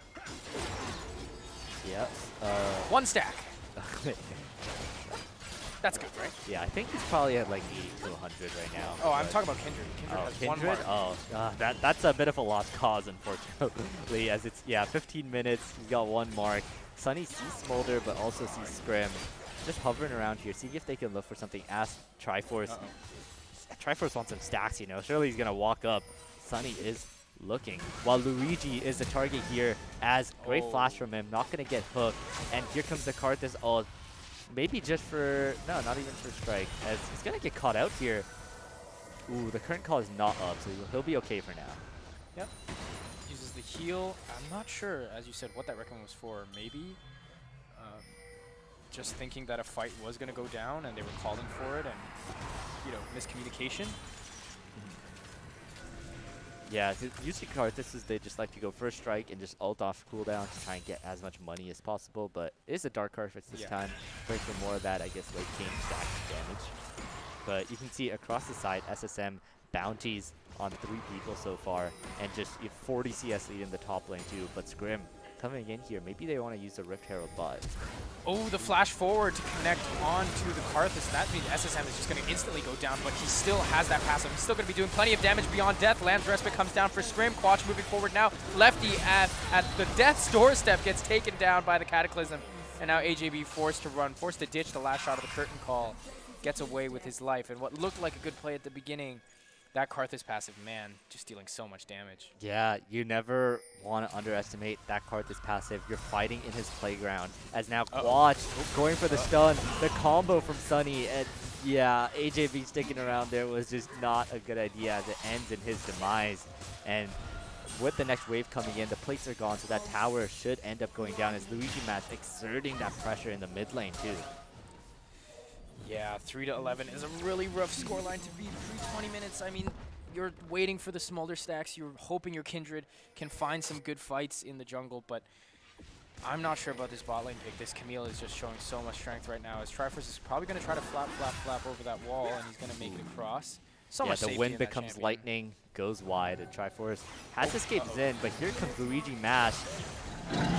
Bomb comes in to help, but he cannot flash a shockwave. Sunny flashing now, and they just want to make sure this dragon is not having a good time. Yeah, Smolder goes down for the 3rd time. Flash over the wall to Fog, but followed by Shinjiao as trade 1-for-1 as the Kindred takes down the Ori. Takes down the Ari in return. Lefty here now to support Scrim, who has to get the heck out of dodge. Snipe in time, has the Crescent Guard active. Yeah, he's waiting for the next Still chasing. 3 Talon Strike, gonna knock up the Nautilus, maybe, no. Yes, there it is, the Audacious Charge back in, igniting for now. The Dredge line to keep him out, but Quatch coming in, that's the Hextech Ultimatum onto Scrim. He's gonna go down, and Lefty, just another feed for this Camille. Yeah, 6-0-2 now.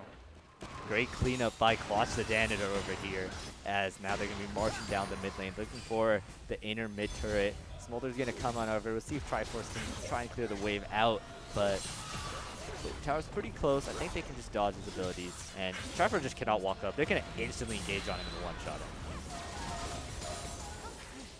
Camille's burst with the Sundered Sky is just crazy with that first auto that she does with you, and then having a little choke at the ult with her Q after is just...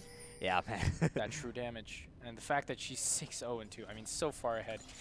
If you are Team Gold, you want to be funneling these shutdowns into your Kindred, into your Smolder. The Jhin at this point is just follow-up CC, right? Yeah. He's not going to be carrying you through this game. This Kindred is probably the best hope that Team Gold has. As Waterquick invested the Spirit Rush, I'm not sure for what, most likely to avoid CC. Are they going to dash over? They might catch Luigi Mash here, who dodges the charm expertly with some movement speed. Shockwave is just going to obliterate the Ari. Wind becomes lightning, is going to slow down Lefty. In goes the Crescent Guard from Snipe in time. Lefty trying his best to slow down the advance, but the Wall of Pain is going to slow him in return. Down he goes. The Jhin tries to get something, but ends up empty-handed and left without anything. Just a corpse on the floor in the warpath that is Smolder stacking. He's got 140 He's stacks. Oh, he's at our. Oh, they're at our inhibitor. Yeah. And They're actually TPing top. They don't want to. They want a perfect the turret. They're gonna. Oh no. Well, it's not a perfect game because guess Team that's Gold true, got that's true. 6 grubs and a Rift Herald. They did get the grubs, but yeah, Towers gotta be standing up here as Luigi looking for Smolder, but doesn't have a lot of health to work with, so gotta beware. As the next dragon has come up. We'll see if they keep stacking the soul. It is Mountain Soul too, so exactly what you want to see on the side of SSM to have that extra durability against the side of Gold. The Herald potentially just timing out, so they forced to drop it in just the most difficult spot. I mean, way they're in their focused on the face. dragon, so it might be able to crash here. As Scrim also, he's getting his mark. He's getting a mark. He's 2. Let's go. Scrim finally getting another mark. Not even able to finish the entire camp as he's got to get out of there. Maybe he can somehow pick up 2, but that's the issue with this, right? Nautilus is some form of CC, but other than that, how are you enabling the Kindred to get some kills here? The Ahri is 0-4. The charms have not been landing, and they haven't been able to make any plays. As a lot of it is lost there. Pray for Smolder. And watch his legendary on the Camille. And that is Scrim going down in your jungle. And when you're so behind, your jungle isn't even yours at this point. You've lost Inhibitor. You have barely any vision. They might try to make a play on SSM here, but it looks like Waterquick is stuck behind enemy lines. Can he land the charm? No, holds it for so long. SSM manages to flash to get out of there. Can they follow up on this? Waterquick doing no damage as the flash in return. Quash just annihilates AJB, who instantly disappears. Lefty now not long left for this world as the Requiem not even able to finish it. It gets taken by the rest of his teammates too fast as the Cataclysm down on to Waterquick, who's forced to flash out. As now the rest of SSM is piling on, looking for kills. Ahri has to get away as quickly as they can. Yeah, 21 minutes into the game, and they're knocking on the front door. They're taking over the enemy jungle, and now the side of Gold, it's just, they're like, Triver's like, guys, wait, I scale. I scale, guys. I just need a bit when more I'm at stacks. 225, we get Elder Drake. Yeah, that was really helpful. And then everyone else is like, Triforce, they took our inhibitor, and also it's 5-22. But I believe in the underdog story. That's what I'm saying. I like the optimism for you. We'll see if the side of Gold has that same level of optimism, as we're now going to see just Luigi, Sunny, just taking over the jungle, not going to be able to allow them to pick up anything, just starving them of resources. As, the Shockwave does end up going wide here, but Drivers can't really walk up.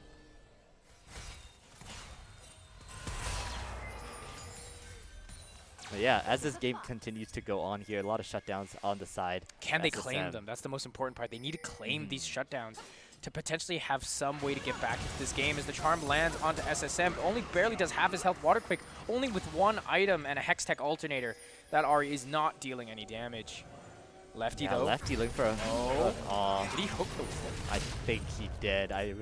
That's unlucky. No, he didn't. I didn't see anything. Okay, yeah. I mean, Quatch, he barely didn't have his flash up, so maybe they could have gone for something there. But now he's going in, just instantly chunking Lefty, the side of is that the hook here. you want to go in for? Cataclysm, Hextech ultimatum, down goes the Ahri. Waterquake already gone, taken out. Lamb's respite, not enough to save the rest of the team. Double kill for Quatch onto AJB, about to make it 3. Calling in Mom is the Smolder, but what can he do? Mom, the rest of my team is gone. Please come save me. But no, Mom is not enough. And that is an ace. A bit anticlimactic perhaps, but this is the rampage of SSM as they will just march down mid lane. Is this it, Karthik? Is this their win? Yeah, Quash is legendary. He might end up going down to the tower. No, he won't, as first turret down, second turret on its way. Nexus is last on the board. SSM is marching down while, actually the real SSM is somewhere in the jungle, while the team is going to finish up the Nexus here. And just like that, 3-0 series from SSM as they are victorious in the Golden Goose Championship. Wow, they are going to take that down in dominating fashion. Well I played got by SSM up front and center here. Team captain representing his team, who manages to take down Team There Gold we in a go. clean 3-0. Got Luigi Mash, a Karma Abuser. Team Gold fighting valiantly. But As just SSM a great coming out on performance top. by all of them. They are here victorious. We see the Golden Goose trophy nearby as well. Yeah, go for it, guys. Here we go. The victors of the Golden Goose Championship, Team SSM. Yeah, just a great performance overall by the entire team. Very deserving of the championship here. Team Gold also putting out an excellent fight, but it was just not enough as we got the captain lifting up the trophy, SSM himself.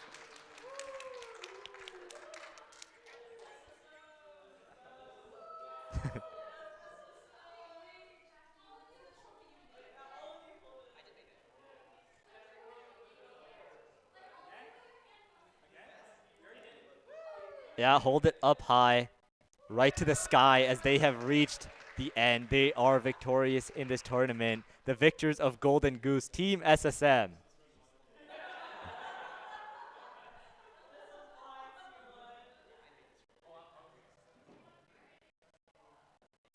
And yeah, with that, want to thank all the viewers for watching. Thanks for the players for participating for the successful Golden Goose event this year. We got a lot of other events on the stream that will be coming up. Stay tuned for our other events. But for now, that'll be it for the stream. Thanks for watching, everyone.